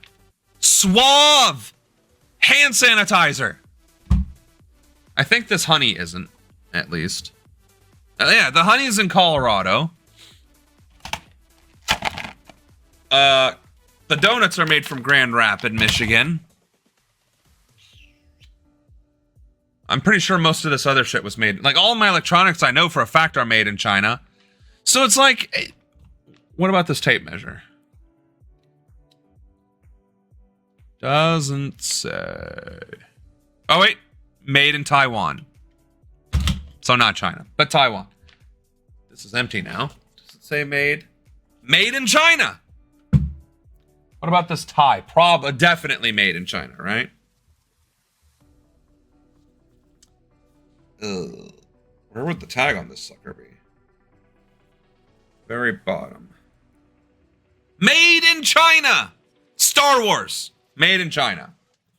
So my point in all of this is saying we have way more shit made in China than China has in America, and we're going to go on a trade war with them by making their shit more expensive, which is ironic because even though we have made Chinese imports way more expensive, it's still somehow cheaper than what we make in America. That's the fucking problem. If we can't make things in America cheaper than what we can import them in from other countries, even with a nearly doubling or tripling of the cost, that's the problem. That's the entire fucking problem. Pick up that slack, and it's quite difficult to see that. I have a very sus Today, the group of Russian things here, Defense right? Like Ministry hand put out sanitizer, footage of joint naval tape exercises measure. with the Chinese. President Trump hasn't Promise yet it's innocent. tried to disrupt the relationship, even though the Russian and Chinese economies are even more intertwined than their militaries. President Zelensky was presenting medals to frontline soldiers in Sumy in the north of the country. Slava Ukraine! Ukraine is hoping that President Trump will go further, sanctioning Russia's nuclear and space agencies and imposing a full economic blockade. Back in Moscow this afternoon, President Putin had another guest, Sue you for what? the King of Malaysia. A less consequential visit than that of President Trump's envoy. But as this was a state visit, much, much grander. Imagine So being wait, able to build did this anything reporter just just by say, thinking about it. "Oh yes, the envoy Base from the United 44, States of America a is complete more AI important, creation platform. but the president of Malaysia showing up makes it a better occasion." What a fucking bitch! This is why countries hate the West. We are cocky, arrogant sacks of garbage. Well, I'm joined now by Isaac Levy from the Centre for Research on Energy and Clean Air. How much effect... What is this news organization? Channel 4 News? From British Public Broadcast. You arrogant fucking swine. Fuck you. We're done with this. Thailand's foreign ministry spokesman has addressed Cambodia's accusations that Bangkok intends to violate a ceasefire between the two countries. Thailand said that it was committed to cordial relations and international law. Fighting broke out late last month along a disputed part of the border both share, leaving dozens dead and forcing hundreds of thousands of people to flee. Again, none of the people of Cambodia nor Thailand give a shit about that fucking border. Nobody does. They just want to wake up, go to work, put food on their table, and have nice things. It is these fucking countries acting the fool and Cambodia trying to antagonize Thailand. This is bullshit. Let's go live now to Tony Cheng, who joins vice us versa. from I'm Bangkok. sure Thailand has Tony, antagonized Cambodia. What more have Thailand and But Cambodia the government, been saying about not the all this? people. Well, tensions really seemed to escalate on Sunday evening when a fairly explosive statement was released by the Cambodian government accusing the local government in Surin province in Thailand of issuing an evacuation order for people to get out from the border areas. They then went on to say that they had heard from the same sources that had informed them about this, that airstrikes were planned on the other side of the border. That was followed very swiftly by denials from Thailand, both on the evacuation order and the airstrikes. And those would certainly be in violation of the ceasefire terms as they stand at the moment. We understand this morning that Cambodia's defense ministry has said things have been quiet overnight on the border. But I think this is exactly the kind of situation we've seen since that ceasefire agreement was signed last week. There have been a fairly numerous number of small breaks, small arms fire. There were 20 Cambodian soldiers who were arrested by the Thai military. Yeah, this international gossip, this has been actually one of the spiciest worldwide news days that we've done in a while. Just like everybody's like, we are getting richer and fucking over poor people. You know what else we're going to do? Fuck America. And then on top of that, we are going to find new and more imaginative ways to wage war and escalate tensions with our neighbors. Nuts. Okay. So, because I happen to have the Soviet Ruskvia communist music when we do our break, maybe Anna will stop complaining for once and we'll play that. So let me grab more water and we'll play some communist music.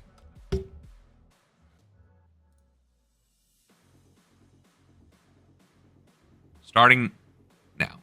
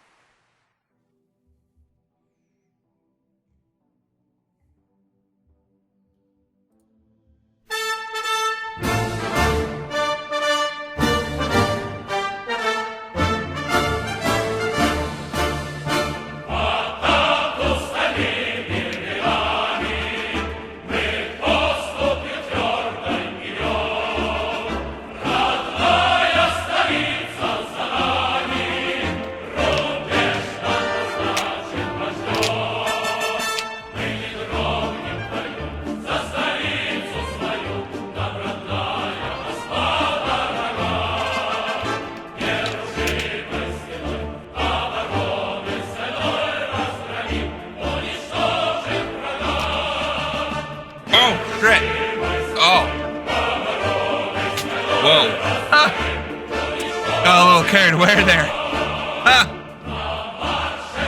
Oh wait, I didn't switch this, did I? Oh dear. I thought I was on the screen. And there I was in the corner. Well, anyway.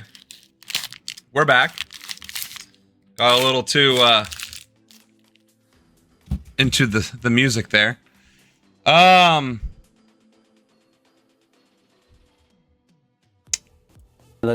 The day after the ceasefire was agreed. So wait a second. Did I never actually end up switching to this?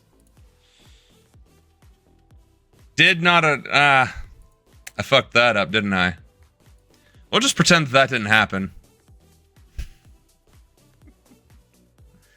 That was enough of Thailand, I think. What else do we got in here? Ooh. Oh, you did? So I just switched it over too early. Is that what I did? Fuck. See, I don't want to... Okay. We should talk about CCOP, but at the same time, like, this is gonna make me angry, and I'm kind of in a positive vibe right now. So let's keep the communism going. Again, I'm not a fan of communism. I think ultimately it leads to corruption and abuse of power. But libertarianism. Well, isn't that what Argentina was doing too? Was libertarianism? So this isn't going to be much better. Well, you know what? Fuck it. What is the Zapatista movement?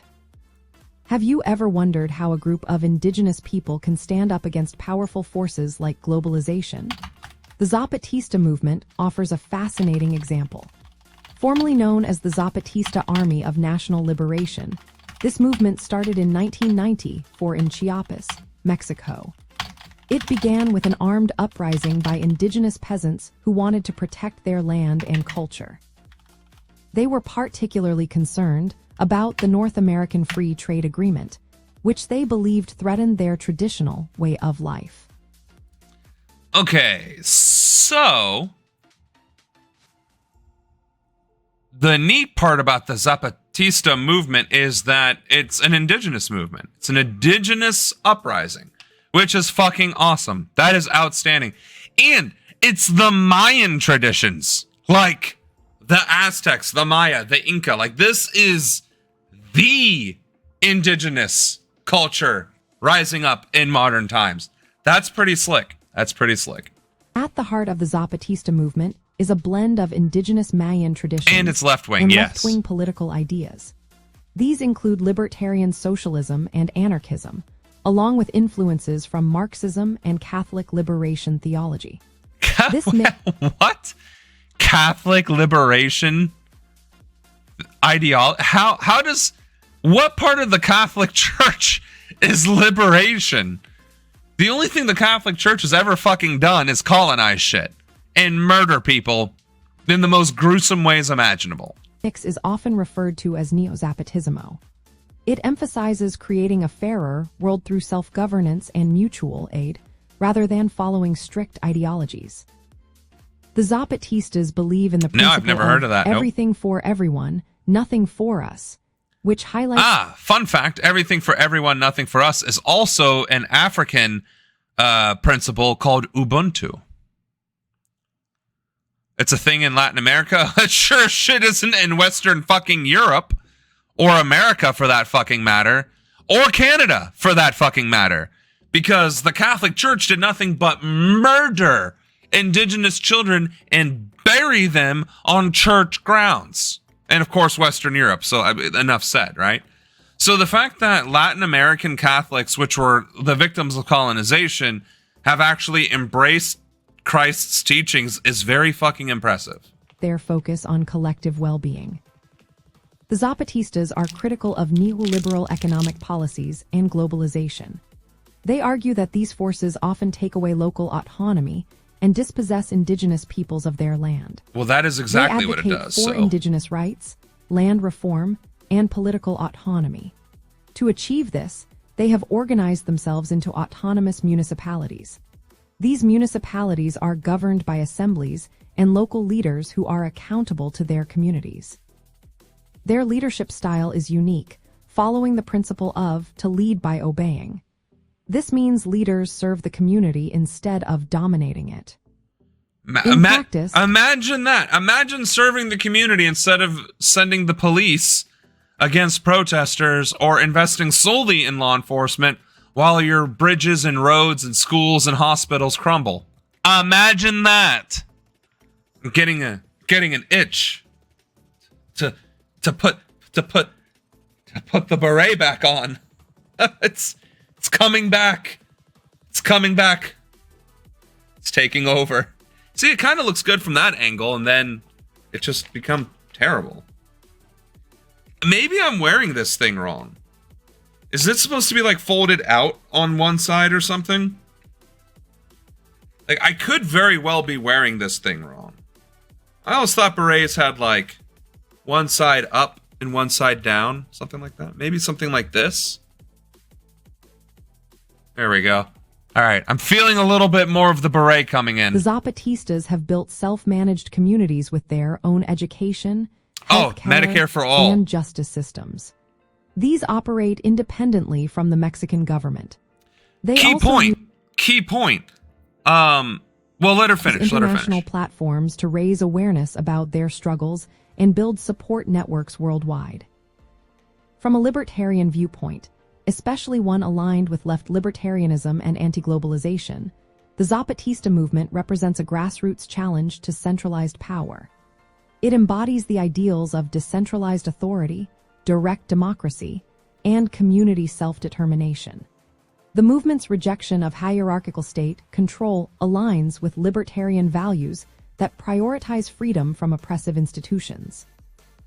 Their critique of neoliberal... Okay, so she isn't going to cover this in the next 40 seconds. What's interesting is that they are governing autonomously within the country and government of Mexico. Right? So this, imagine, if you will, a Zapatista... It's actually... It's very similar to how Indian reservations in America have their own, they are sovereign states within the United States of America, but don't benefit from anything to do with America whatsoever, right? Because they are considered their own sovereign states. The Zapatista movement are considered Mexicans in the Mexican government, but they are rejecting any influence or help or support from the Mexican government and are being left alone to govern themselves as they see fit, determining their own, as they said here, their own ideas of industry and agriculture, distribution, and infrastructure. What is that B-roll in the background? I don't know, some chick?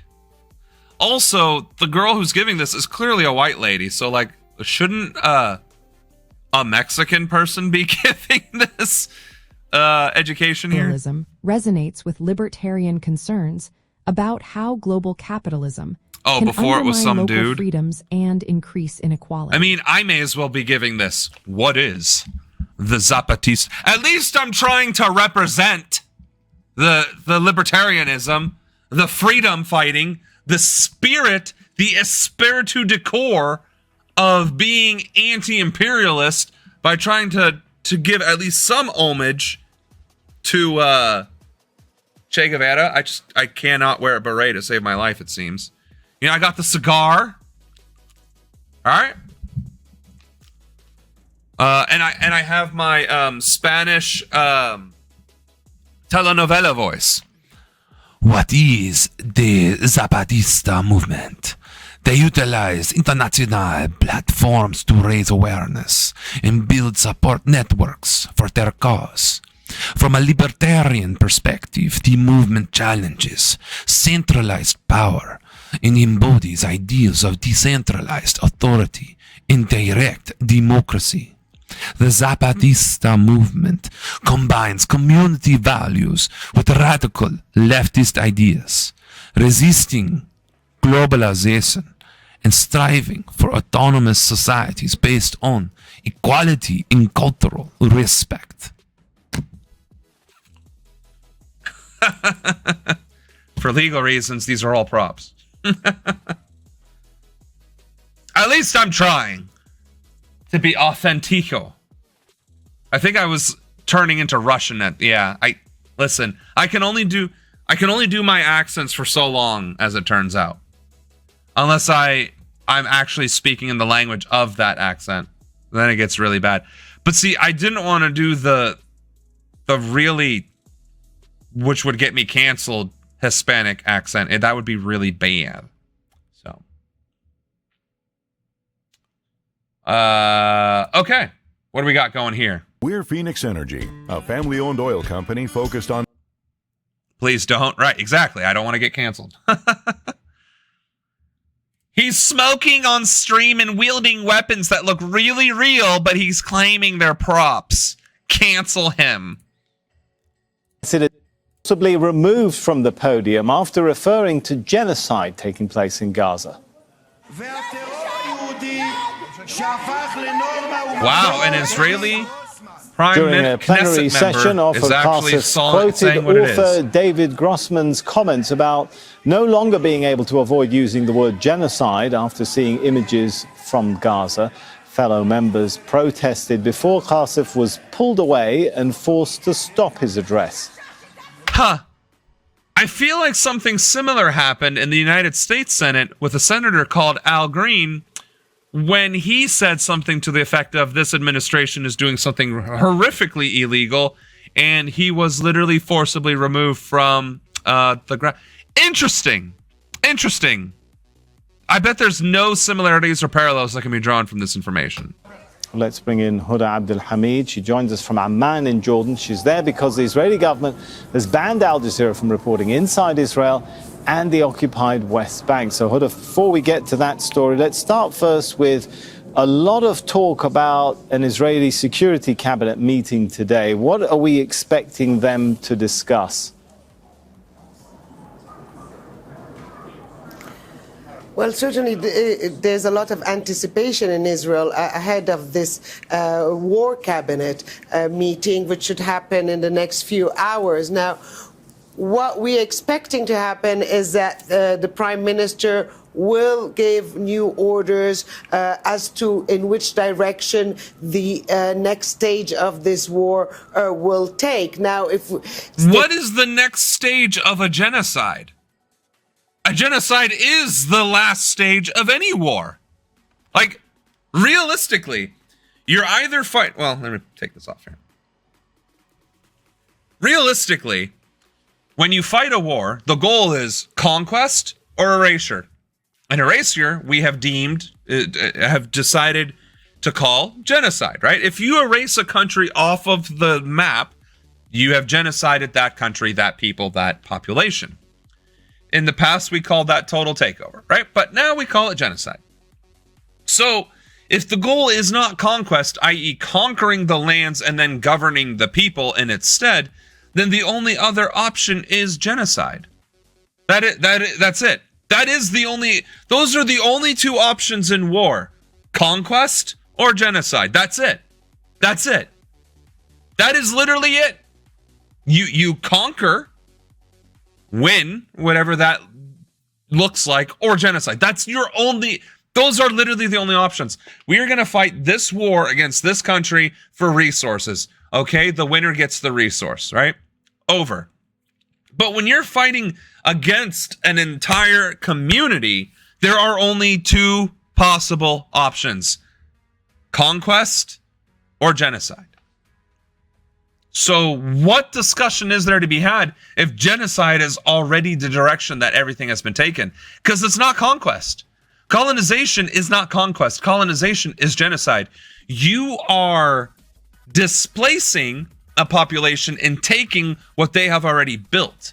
You are not conquering that nation and making them a part of your country. It's colonization is all of your stuff are now belong to us. That is what colonization is, which must be definitively called genocide. Definitively. So, no matter how you choose to slice this, the only term that can be used is genocide. So, what next steps? The final fucking solution of the day that we're going to erase the Palestinians? That's the only conversation piece that's left. Or to stop. To just fucking stop. You've done the thing. Enough is enough. Right, and of course, obviously, a war means two military forces are fighting. Right. No, you're right. No, you're not wrong at all. So, I guess that was kind of the point I was trying to make, is like, in a war, there's a conflict between two powers. This is pure colonization. Period. Dot. There is no...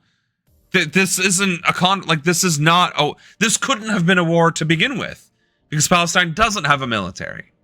There have been leaks in the Israeli media since Monday evening, especially in the pro-government media, indicating that a full occupation of Gaza is on the table. Now, which would be genocide. Why the fuck? This is Al Jazeera, bro. You've already been kicked out of Israel. You've already been kicked out. They already are telling you to stay the fuck out. Call it what it is. A full occupation is a genocide of Palestine. That's what that is. Call it what it fucking is. It has to be said that this morning, the defense minister, Israel Katz, was in Gaza talking to Israeli troops there, and he said, and I'm quoting, that the army will professionally implement any policies taken by the political echelon. He didn't go into details. But it has to be also said that there's been some frustration within the military for the lack of vision. The chief of staff is said to actually not be on board for a full occupation of Gaza. He is more for segmenting the strip even further and carrying out pinpoint attacks against what he says are Hamas weapon caches or Hamas members. What is the functional difference between full occupation of Gaza and continuing to pinpoint strike Hamas ammo caches or whatever the fuck she just said? What is the functional difference between those two things? Nothing. He says that a full-out occupation does actually put the life of the remaining captives into further danger. The response and to bombing that, indiscriminately fucking doesn't? What? According to Israeli media, was quoting a senior member of Netanyahu's office saying, well, if he's not happy with what decision we'll take, then he can resign. And Huda, take us through That's that about drama the only mentioned positive thing she said is the parliament is saying if Netanyahu doesn't like it, he can resign. That's about the only positive thing. But the problem is that the parliament is trying to commit genocide. That is what it sounded like. No matter what, genocide immediately or genocide slowly. And it's still genocide. So I don't fucking understand. A moment ago in the Knesset over the use of the word genocide. Yes, there was the use of the word genocide, as you mentioned, by an MK, Ofer Kassim. Now, he was merely quoting what the internationally acclaimed author David Grossman had said, and that quote was that David Grossman said that he was very reluctant to use the word genocide, but after seeing the images and after listening to people who have been on the ground in Gaza, he came to the conclusion that Israel is indeed carrying out a genocide. Whatever. But it is a very sensitive issue, especially in a Knesset that is dominated by the right and the far right, who are very sensitive to this word, who are many of... Imagine that. The far right being sensitive to the word genocide because they're in the acts of committing genocide. It's just like the Trump administration being offended by being called Nazis and pedophiles when they're nothing but Nazis and fucking pedophiles. Them supporting a full occupation of Gaza and actually building settlements in Gaza. But, you know, it also indicates that cracks... Yeah, but I'm not giving this fucking guy any goddamn credit. Ofer Kasif could have been saying this shit a month ago, a year ago, 20 months ago. But he wasn't. He's waiting until now when it's all but too late to do anything about it. So fuck that guy. Are beginning to appear within the Israeli society that had backed, by and large, the vast majority, any military operation in Gaza. Now you do hear from people voicing their opposition, saying that after 22 months, they don't know what actually has been achieved since Hamas has not been completely defeated, and the total victory that Netanyahu has been promising. See, but this is why I am so confused, right?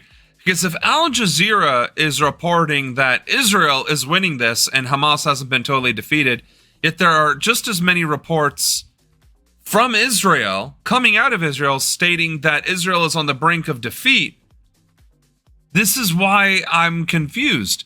Shouldn't Al Jazeera be reporting on the fact that Hamas is winning rather than perpetuating Israel almost defeating Hamas, if that's true, rather than push this? Because they're so deeply conflicting.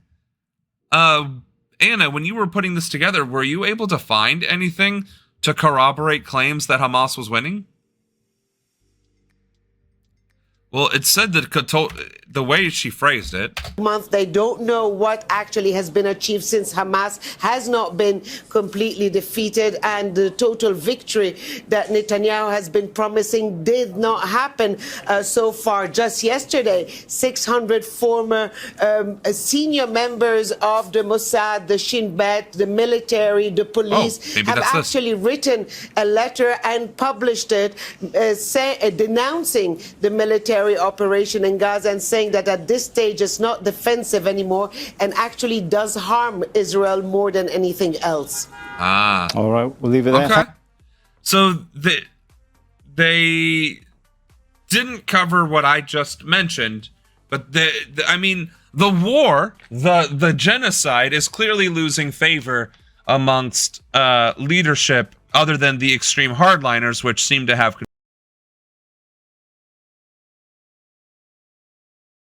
you motherfuckers, the 600 who signed the letter, this Osif guy, or Ofer Kasif guy, you're all fucked. You're all going to The Hague. If not now, when I am president, when I am sitting in here streaming live from the White House, y'all are going straight to the fucking Hague. Every single one of you motherfuckers. Because you waited until now to speak up. Whereas even a few months ago, all of you motherfuckers were rattling your sabers. No. Call me an anti-Semite if you fucking want. You're hateful pieces of shit that are waiting now until it's politically expedient to condemn it. Fuck you.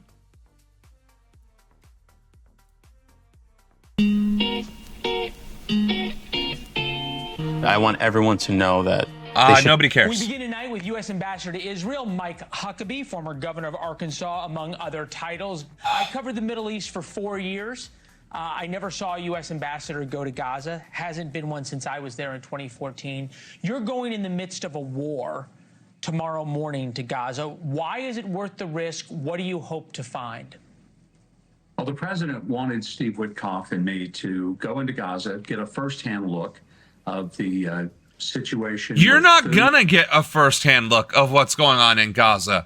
You're gonna get Israel finding a section of Gaza that might be functional, where people aren't dropping dead from starvation, and you're going to be shown that only. And then across the way, however far away from you, is where the atrocities are going to occur. But the joke is that Israel already tried to film a propaganda video showing that it isn't as bad as everybody's making it out to be in Gaza. And then, as the guy was saying, it's not so bad, his own soldiers started murdering Gazans. There was literally gunshots happening behind him. So, I don't know what propaganda is going to fucking happen, but that's insane. Okay, that's fair. And then, is Huckabee on Ozempic and hopefully it kills him. Food, humanitarian efforts, the distribution of food and medical supplies. Why the okay, I almost lost my shit there. But he's the ambassador to Palestine. Right? Mike Huckabee, ambassador to where?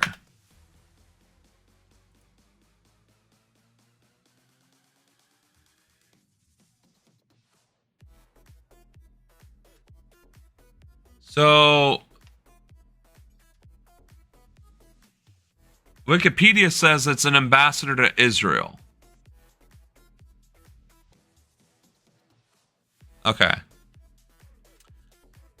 Which is the only reason why it might be even remotely acceptable to have the Israeli flag back there, but that's still fucking insane.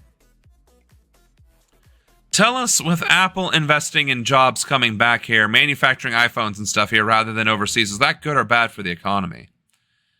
It's not good or bad for the economy because it will have zero impact on the economy. All it's going to do is make Apple richer.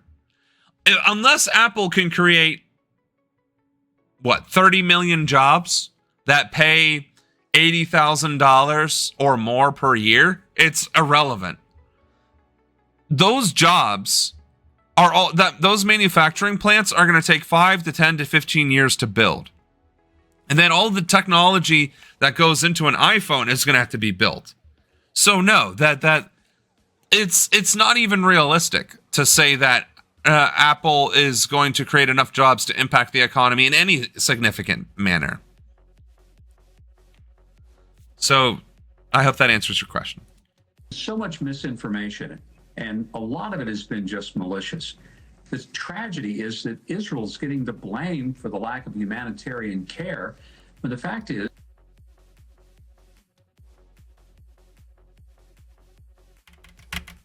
find. well, the president wanted Steve Witkoff and me to go into Gaza, get a firsthand look of the situation with food, humanitarian efforts, the distribution of food and medical supplies. There's been so much misinformation, and a lot of it has been just malicious. The tragedy is that Israel's getting the blame for the lack of humanitarian care, when the fact. So the misinformation, which is live 4K video footage from the mercenary themselves, who was paid to go to these food distribution centers, who whistle blew the very footage from his fucking chest, showing his fellow mercenaries murdering Palestinians at the food distribution places, is misinformation? Among the many other examples of it and reports that have been reported and distributed by the United Nations. All of that is just gross misinformation. Are you fucking kidding me? You done. We're not listening to this shit. We're done. Yeah, we're definitely not watching. That's fucking... It's not even that they're being blamed. They are being held accountable correctly. Rightfully held accountable. Jesus. 9:12.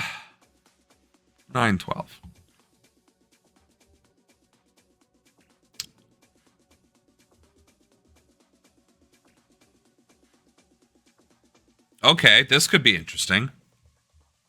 Are you looking to establish your business Nope. using an address other than your I'm home? already establishing Well, this business, at yo, iPostal- by streaming Join to the me masses. on a hypothetical journey. The year is 2014, and you're at one of the.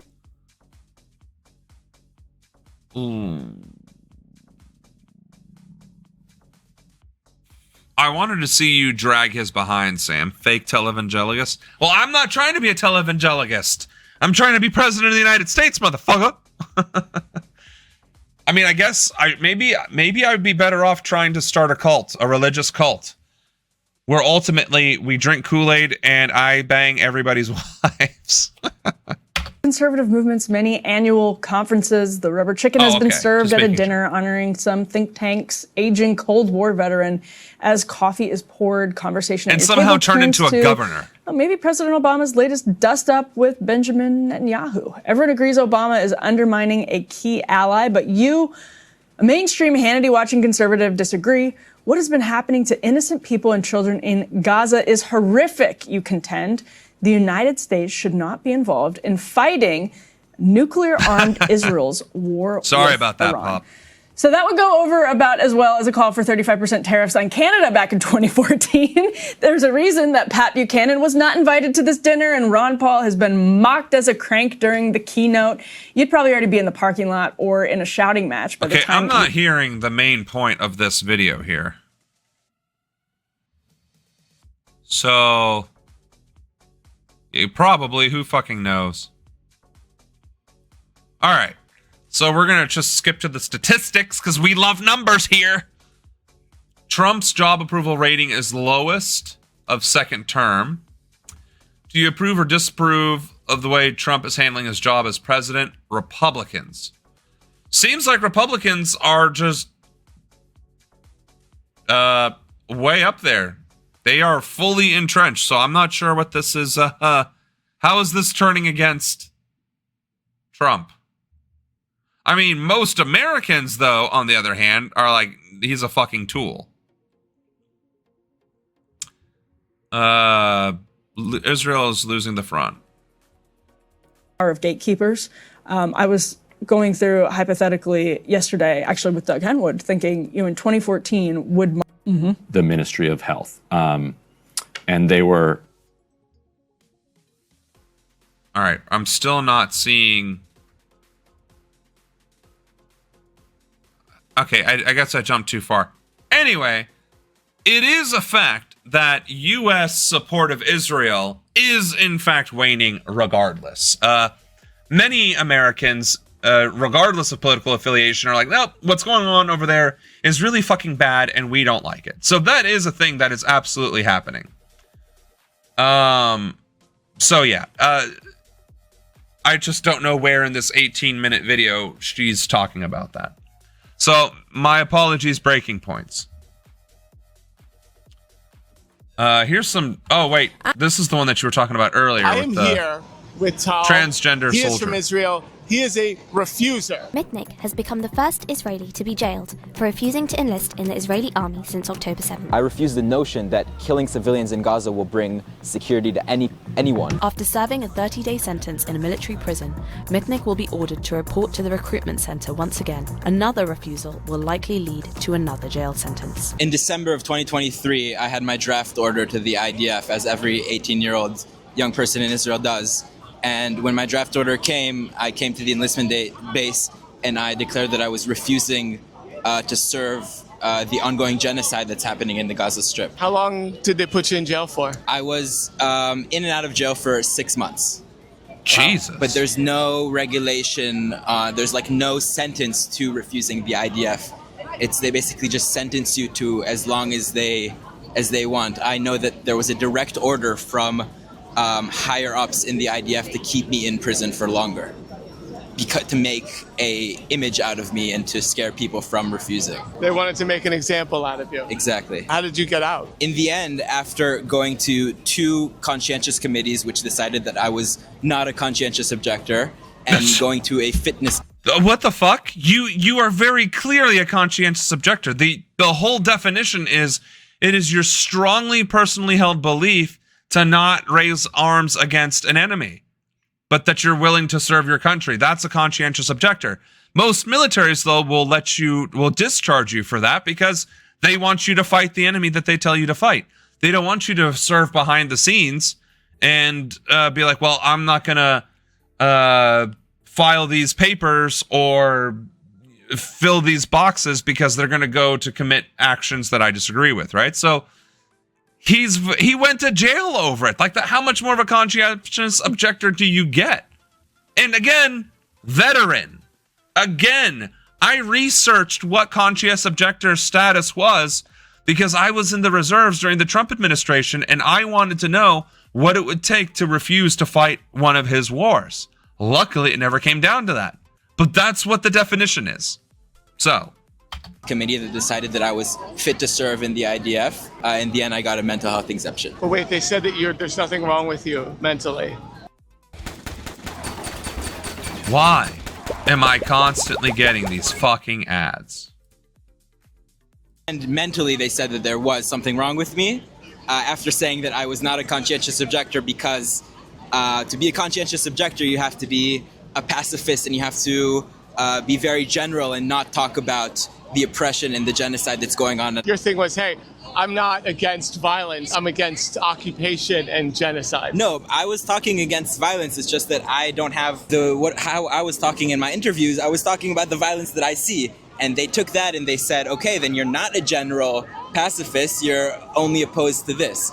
And, yeah. I mean, obviously, a pacifist, or I don't know if I'm a pacifist, but someone who talks against the things that are going in his backyard can't be against everything. This idea, the only way to maintain the Jewish supremacy that exists right now from the river to the sea is by pushing out the Palestinian population from 48 borders, from the West Bank and from Gaza. They use the collective trauma that they have built inside Israeli society to justify the war crimes, the genocide, and now the mass starvation that we're seeing in the Gaza Strip. That's fucking wild. But, fun fact, that's coming to a recruiter near you in the United States of America because we are going to start proliferating war in the Middle East, probably even Latin America, if not Africa as well, because Israel is going to drag us into those things. And Trump is going to do anything under the sun to prevent those Epstein files from being released until or unless there's a way he can weasel out of it, which is not going to be the case. So when that happens, and we already have loyalty tests happening in the current active duty military, the next thing that is going to happen is drafts into the military to fight these wars that are not going to be popular with the addition of loyalty tests. Except when you fail the loyalty test and refuse to be drafted, you're going to go to prison bigly in these concentration camps. Just going to switch. Awesome. So, yeah, that's pretty wild. Oh, this isn't the trans teen. That's a different teenager. Or is this the trans teen? In one sentence, why should people refuse to serve in the Israeli army? Because there's a genocide and you don't enlist into an army that's committing a genocide. Hello, and welcome back to A Bit Fruity. Ever since the Nakba in 1948, when Zionists violently expelled Palestinians from their land, it first came across August 17th, so at the time of recording in 16 days, and that's the same day I'm going to be imprisoned, likely. Mm-hmm. How does that work? How does the process of imprisonment work when you refuse? So we show up at the draft office because not showing up. Wow! Wow! This person went for it. Gal fucking Gadot. Wow! Wow! If Gal wasn't getting shit on enough, this video, man, shit. All right, hold on. I'm subbing to this person for that alone. In one sentence, Subbing for that shit alone right there. You're getting, there are 280,000 plus one. And a like. Wow. That's gangster. That's gangster, bro. Dude, that's scary because, dude, you might get defamation from her. You might get targeted from her. 28,000 views might not be enough to get on her radar, but damn. Entails harsher punishment. Gangster. And we declare our refusal, and then a military commander, and preferably so they're allies. Highest ranked military commander, like the commander of the draft office. But she it's a woman. Yeah. Feminist win. This war criminal is a woman. Yeah. So the reason they wanted to be the highest ranked commander is because she can give the maximum length of sentence, which is 30 days. Mm-hmm. But after you serve that sentence, you don't get exempted. So then you're called back in, and then you're sentenced again, and that goes on and on until the army gives up or you get an exemption somehow.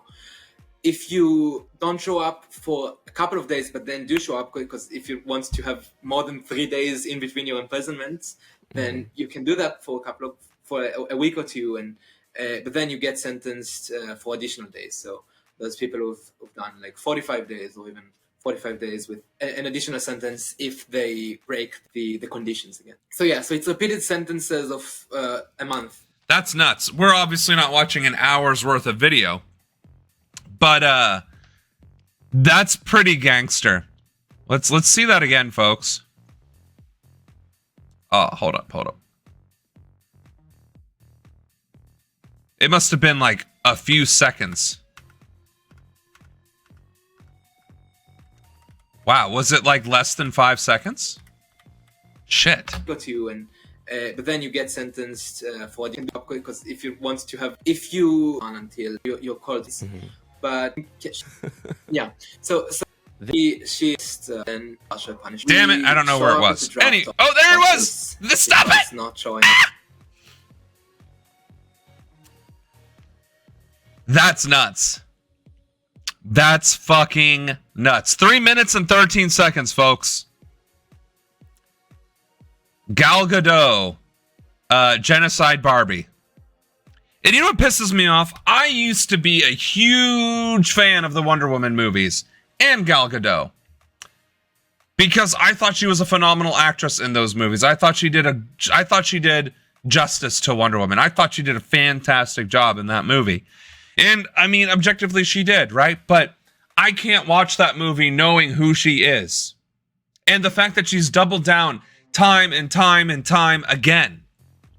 If she would have renounced Israel a year ago, or like a couple months into the Hamas war, because I get that, like, we on this channel are very like knee-jerk, nope, that's a problem, that's a huge red flag.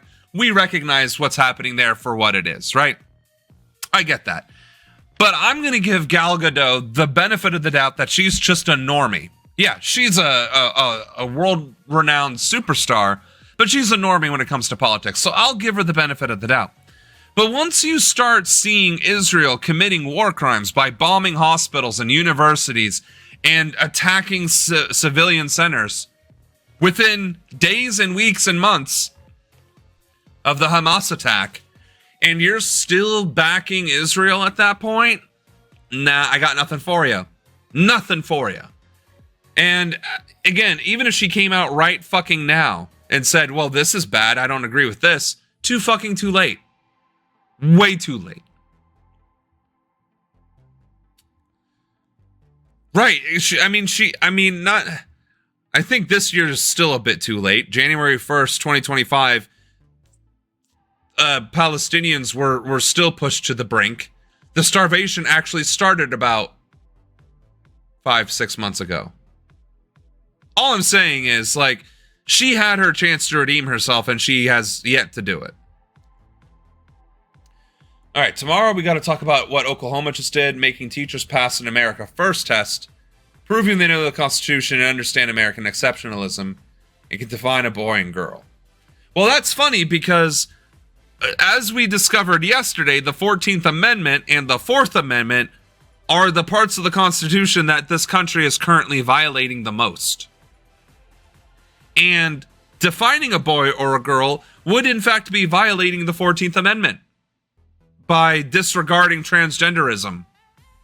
So that law in of itself is unconstitutional. And it is very much so to be American First to claim that that law is unconstitutional, because America First is the Constitution and the people, all of the people, not just the ones that look like me. And that's actually kind of literal, because I think the Republicans really only give a shit about white men. If you're a woman, you're just a, what was it? Not an incubator, but a, God, what was that phrase? I saw it earlier. Republican calls women who are pregnant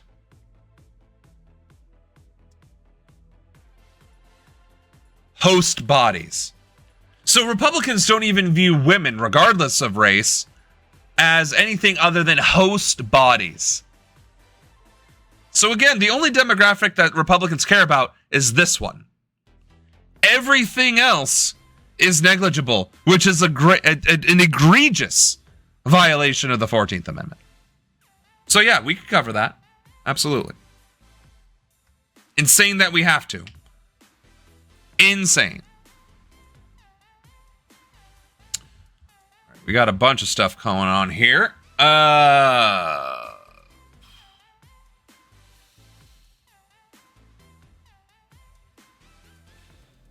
Libyans fear reform. Okay.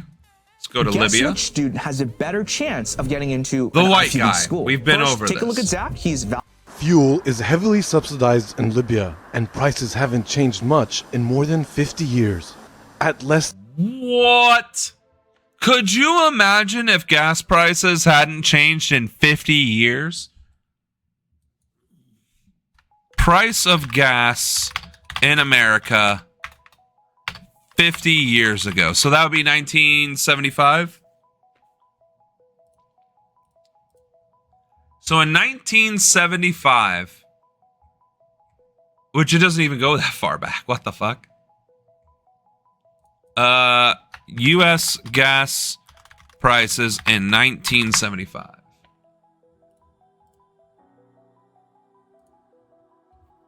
Why the fuck is that not just immediately coming up? What the hell?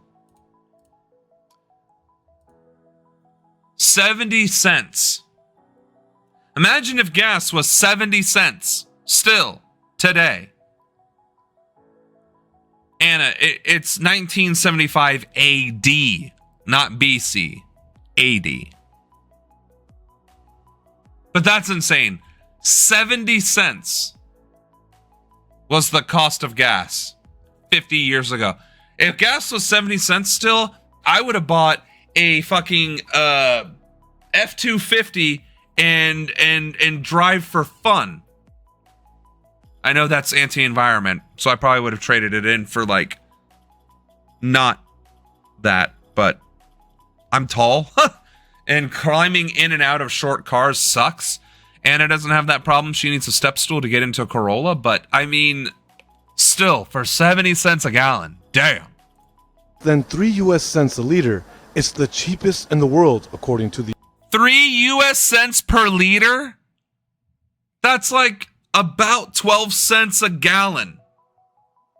Could you imagine paying 12 cents a gallon for gas? Damn! That's insane. International Monetary Fund.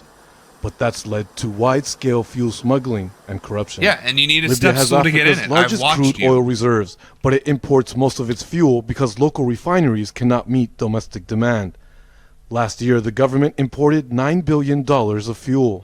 Authorities estimate more than 30% of the imported fuel is smuggled out of Libya, costing an estimated $3 billion a year. In a recent report, the IMF called on Libyan authorities to gradually phase out fuel subsidies and raise petrol prices to 60 cents a liter within 3 years, and instead compensate citizens with a monthly payment. The IMF is the International Monetary Fund, which is a Western-controlled bank, right? Why the fuck are they trying to tell Libya to raise the gas prices? So it's 3 cents per liter now, and they said 61 cents per gallon or per liter. Per liter! That is a 10x increase in one fucking year. Approximately 17x by year 2. And over 20x by year 3 from what it currently is. Are you fucking kidding me? Oh, and then we're going to compensate people. And instead compensate $70 a month? That doesn't add up in the slightest. If I gas up weekly, right? If I gas up weekly, 12 gallons, let's just say. So 12 times 0.61 times 4 is $30. And you're going to give me $70, which is nice. Don't get me wrong. That's nice.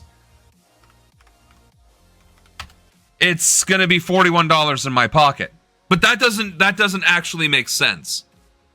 I don't understand. I don't see that actually work. Oh, wait, that's liters. That's liters. That's why it didn't make sense. So it would actually be 0.61 times 44.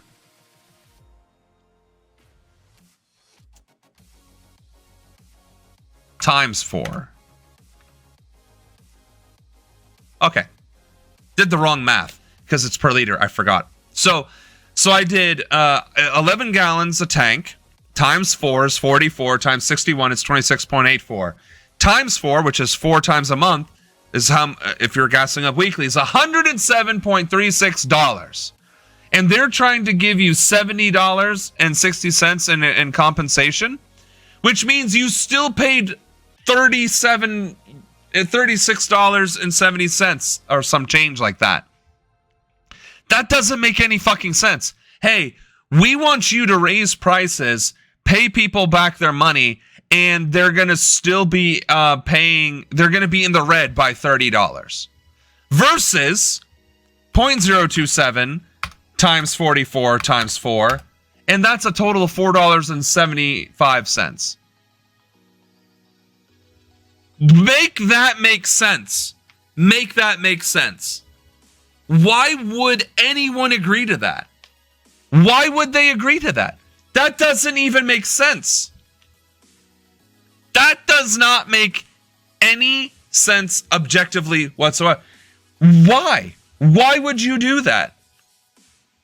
It literally does. Like, there is no fucking reason to do this. This is how you create inflation, folks. Remember how I said you have a lot of something and you make sure everybody has access to it, and then you start making it more expensive, but not changing the way it goes? You artificially inflated the price for no fucking reason. That is insane. That doesn't even... That... The IMF... Who's in charge of the IMF? Like, what... Who is in charge of the IMF?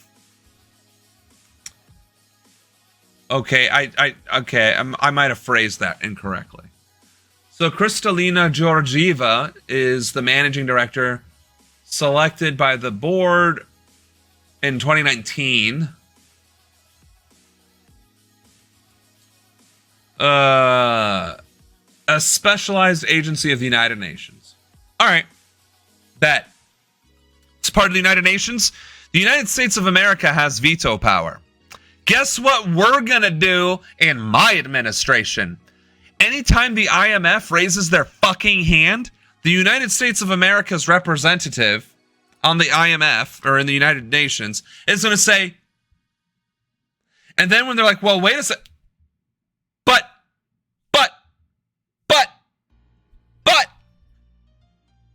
so no. No. Absolutely fucking not. I know that the United States won't be able to single-handedly remove the IMF from existence, but we can absolutely prevent it from doing anything. And that is officially one of my policies. What the flying fuck? I need to... These are Steam notes. So, create policy to abolish or hinder IMF, which is a subset, I guess, of the UN. Yeah, we're fuck that. Fuck every... Who the fuck do they think... This Christina lady. Who the fuck does she think she is? Oh, I'm sorry. Kristalina Georgieva. She's probably Italian. But unlike Francesca, not a psycho. Francesca is not a bitch. This lady clearly is. Chief economist Pierre Olivier Grandchamp. Fuck you. We can let us join together in hatred. According to the IMF, it works to foster global growth and economic stability by providing policy advice and financing to its members. How? Explain to me, like I'm fucking stupid, how this helps anyone. You went from a $4.27 monthly bill for gasoline in your car to over $100 a month. A 25x increase.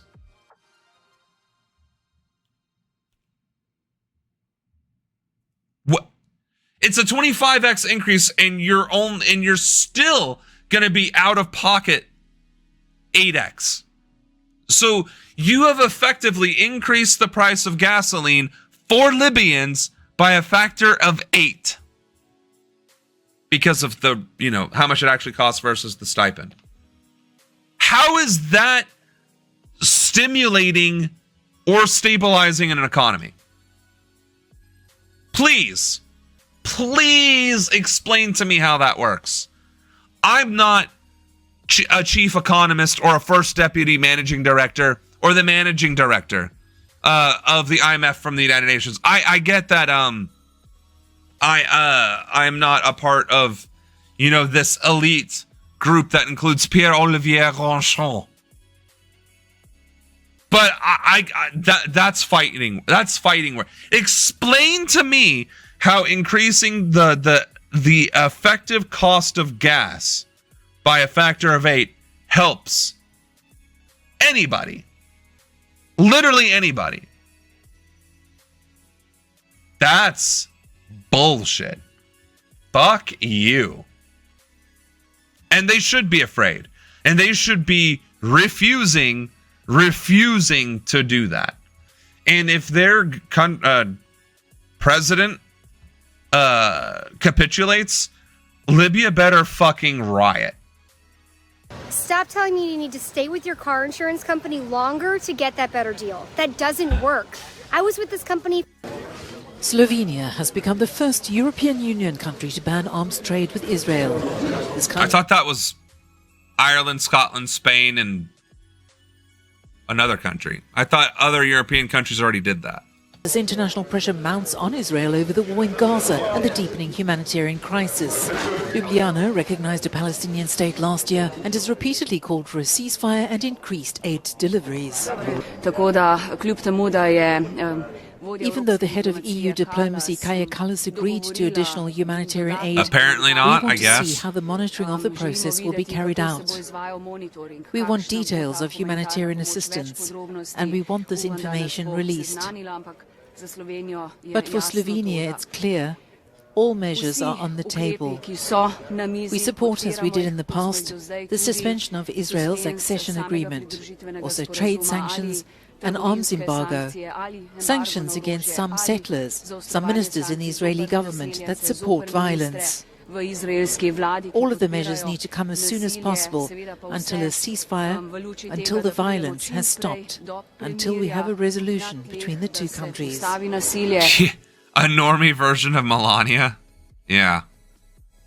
So, the only part of... I mean, yes, absolutely. Ban arms trade with Israel. Yes, Queen, slay, whatever. But it's news to me that they're the first one. I literally thought it was Scotland or Ireland. I literally thought we watched that last week or a couple weeks ago. How did that not be countries that have banned arms trades with Israel? Since October 7th, several countries, such as Italy, Japan, Spain, Canada, Colombia, the Netherlands, and Belgium, have ceased the sale of weapons to Israel. That's from Wikipedia. So, is the difference that it's an official ban versus just not doing it? If so, that is significant.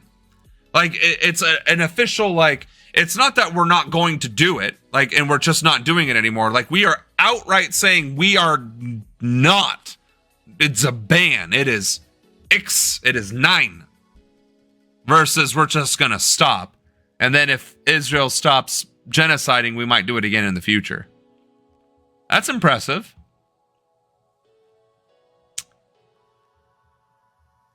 Wow. What the fuck? What the fuck, Rwanda? So there's a lot of stigma in... Yeah, there's a lot of stigma in receiving deportees from America, which is baby genocide. But very healthy discrimination. Trump escalates trade tensions with Africa. He is simultaneously striking migration deals with African nations to deport U.S. migrants. Now, Rwanda has become the latest country to accept deportees from the United States. Rwanda has agreed to accept up to 250 migrant deportees. Because her from mouth the US does not seem to be moving the Trump administration takes a the way hardline stance the on words are immigration. forming.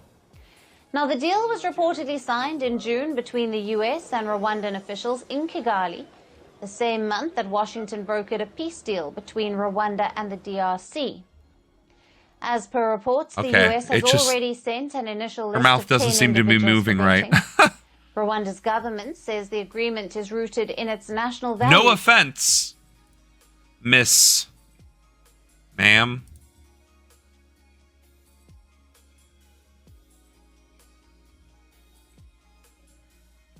I guess I missed her name.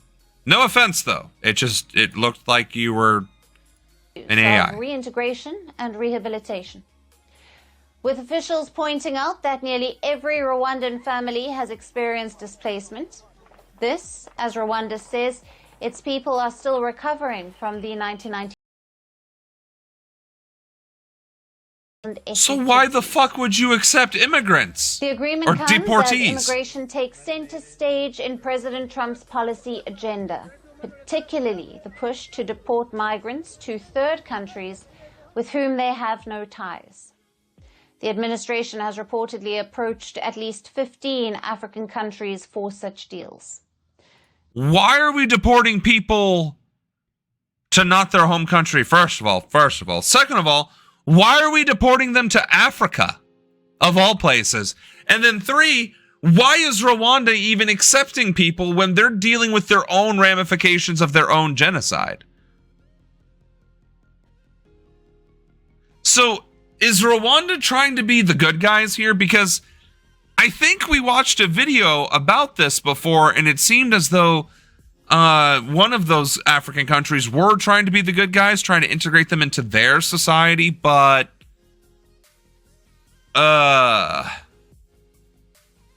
yeah. In 2023, Jamie Lee Curtis posted a picture of Palestinian children being bombed. It was captioned with a Zionist flag to spread Hasbara that showed Zionist children being targeted rather than Palestinian children, and Lindsay Lohan liked it. So Jamie Lee Curtis and Lindsay Lohan are also Zionist scum? Is that what I'm understanding?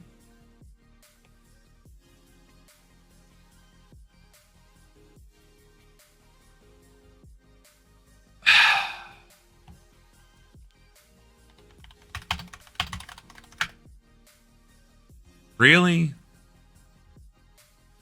Has she at least since, like, changed her mind?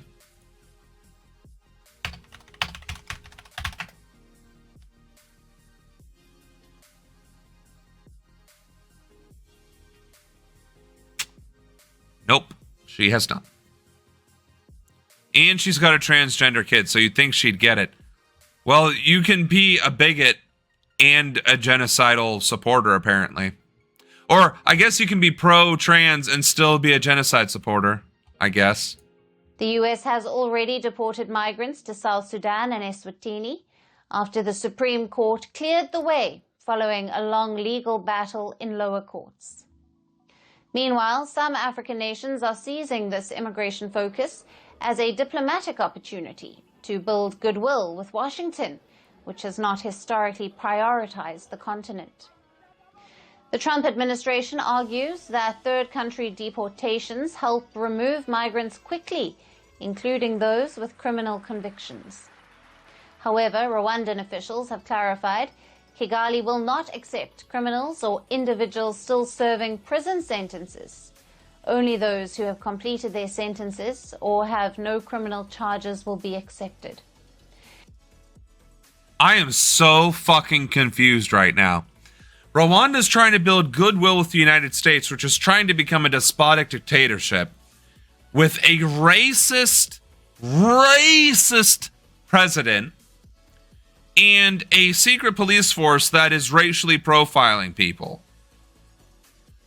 When historically, regardless, America has not been kind to Africa regardless. But Rwanda is trying to CYA by saying, well, we're not going to take actual criminals, only the people who have finished their sentences or who are just innocent people.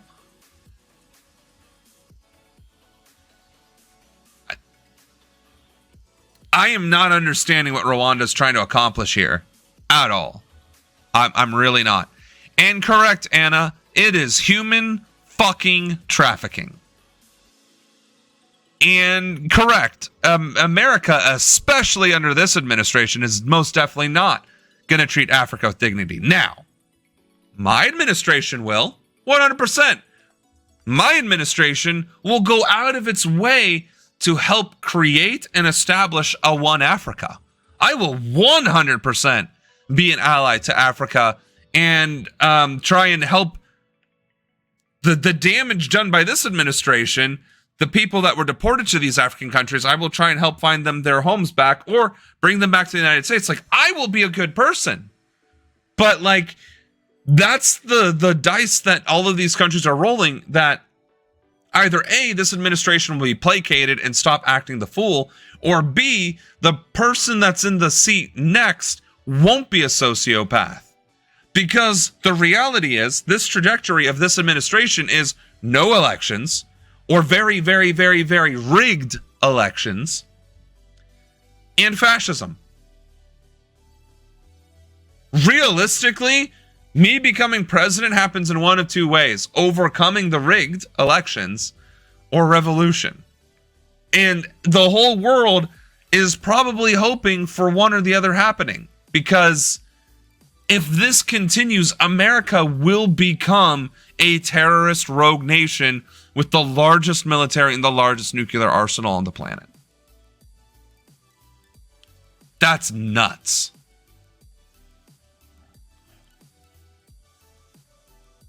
I don't know what fucking Rwanda's thinking. But according to this gal, they have lost their fucking minds.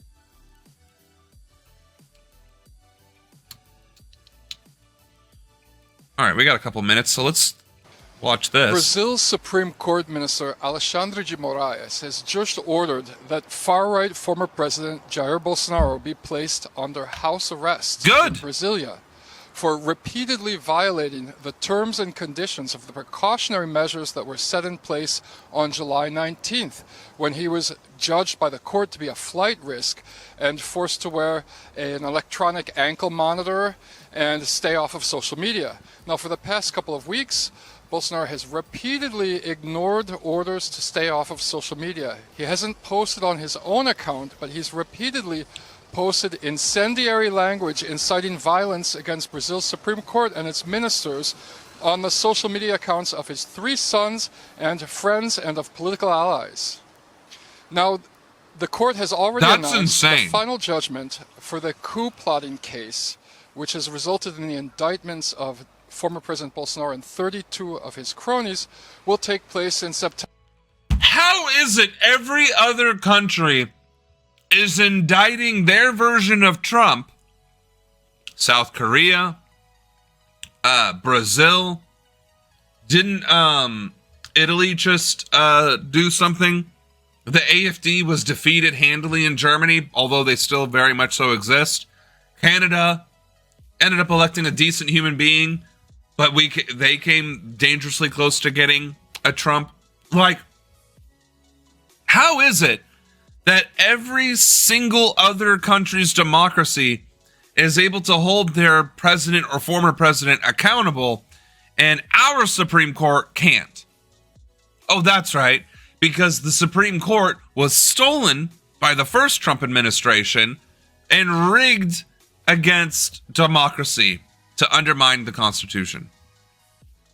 That's insane how fucking corrupt our country is. When we are watching crystal clear examples of democracy working as intended, where corrupt former presidents or current presidents, because the South Korean president was arrested and found guilty while serving. This means for the next couple of weeks, Bolsonaro is confined to his house. He can only receive visits from lawyers and family members, and the federal police swept his house beforehand, removed all of the cellular devices. He's definitely not going to be able to post on social media anymore until the final day of sentencing, whereas he's expected to face a prison sentence of up to 40 years for his involvement in a plot to enact a military coup to prevent you should Lula execute da the Silva from fucker. taking office as president in January 2023. European. That's wild. Also, what the fuck is this video? Europeans need to go home? Oh, I've been seeing something about George the Vanguard recently. Apparently, he's made a couple viral videos or something. Let's see. Even a corrupt country like Ukraine made the government back away from the corrupt law that they were trying to pass to get rid of watchdog institution. Exactly. Oh, okay. That's why he sounded familiar. All right. Blake, are you on? Blake! Blake! Need to go home. Enough of the 500-year masquerade, where a group of frost-bitten cave dwellers crawled out of their wet, sunless continent, trespassed on every shore, planted their pale flag like a mildew stain, and decided that the rest of the planet was theirs to rearrange. Enough of this endless, ghoulish house party, where the drunkest, loudest, most ill-mannered guest refuses to leave after the music has stopped, after the food is gone. I mean, he's not wrong. After the hosts have went to bed, after the sun has come up, you are standing in the living room of civilizations you didn't build, clutching a plastic cup of stolen sugar, and the carpet you keep grinding your boots into remembers every muddy footprint, every cobblestone, every brick, every river, every tree, and every blade of grass in these lands is whispering the same thing. It's time to go home. Go home to your damp, gray peninsula of permanent misery. Listen. Go home to your crooked castles. I'm just saying. Of war with yourselves. Go home to your unfinished He's not history. wrong. The one you fled because you couldn't fix it, so you decided to vandalize everyone else's instead. Go home to your famines, to your inbred monarchs, Blake, your cold kitchens. You kind of with rats. knocked this one out of the park, buddy. And sit with the. You kind of hit this one on the head. Planet now knows exactly who you are, because what you did was not exploration. It was not discovery. It was not civilization. It was looting with bad table manners. It was a global dine and dash. It was. I mean, we can listen to him throw shade for 3 minutes. That's fine, but not bad. If he actually does real commentary, like real discourse, I mean, we could watch him. But that was pretty mic drop. I think I do have a microphone as a prop somewhere, probably still in one of my boxes. What I wanted to cover was this one next. Imagine being able to build anything. Just by I already thinking can about build it. anything. Meet I have a Base computer, 44. motherfucker. Welcome back to Free Speech Friday, my series where I cover the fight for Free Speech Friday. Whoops. That's a fucking title right there. free expression, privacy, and civil rights online. The UK's new age verification law just went into effect, and it's already preventing anyone under the age of 18 from accessing information on Reddit about Israeli war crimes. This is yet another example of why these That's where my microphone is in New York City. Damn it. No wonder I haven't found it lately. Its online safety age verification laws are really only about one thing: censorship. The law mandates age verification across all platforms that carry adult content. But as I'm going to explain in this video, that means every single platform. Because while these laws are falsely framed as cracking down on porn, what they deem adult content is far more wide-reaching than you might think. This is why young people suddenly have to upload their government ID or face scan themselves to do things like listen to Spotify or watch YouTube. Every social media app, because it contains news content, is considered adult. This means that... Wow! Well, what are you going to do without being able to watch me? Because this is political content. That's fucked up. And we're close to the end of the stream, too. So let's wrap this sucker up by saying this. This is also coming to an America near you, because censorship is the final stage of control of authoritarianism. You already have propaganda, which is the manipulation of news and information. You already have the monopoly on violence, i.e. the state. And you have your secret police, which is ICE in our case. And then you have the erosion of democracy and the rule of law, which we have been discussing throughout all of these streams. Finally, you have the economic suppression, and then finally, access to platforms and your own sources of information, i.e. the internet, which is also used widely to organize grassroots, left-leaning, revolutionary activities. Whether that's Black Panther-esque, whether that's Che Guevara-esque, whether that's even the Underground Railroad-esque. Those eras did it without the internet. We do it with the internet, and we have forgotten how to do it without the internet. So organizing will become exponentially more difficult because of this, especially, well, specifically in England. But that is coming to the United States of America. It has already been proposed in the United States of America. It's already being implemented in, what, Texas? Or Arkansas? Arkansas. I think it's Arkansas, where it's being implemented already. And it is being sprinkled in the other states. So, authoritarianism, true fascism, true goose-stepping Nazi shit. We are... I mean, aren't we on the 9th step at this point? The only thing remaining is the straight up fucking marching down our streets and having your nightly door knock. Citizen, do you support Der Führer Trump? Yes? Okay, go to sleep. No? Prove your loyalty. We are like that close away from that. I am putting it in tomorrow's stream because we need to watch the whole 7 minutes. Fine. Use your imagination. Oh, and the book burnings. I mean, haven't we had book burnings? Did Republicans not burn books? I feel like there has been book burnings. There certainly have been book bannings. And Republicans tend to burn shit that they don't like. So. All of which is to say, that is the end of our stream today. The world is devolving rapidly into fascism, just like another point in time in history where there was severe economic inequality, severe Gilded Age behavior from the haves and the have-nots, and global instability with military arms escalation and arms races. So nothing to worry about, right? Because historically there's nothing crazy like that happened before, right? Right? Tomorrow, we will wrap up the week and see what other bullshit happened between 10 p.m. 8/6 and 7 p.m. 8/7. On that note, I'll see you all tomorrow for our Recap Thursday. You guys have a great rest of your night. President Ronan out.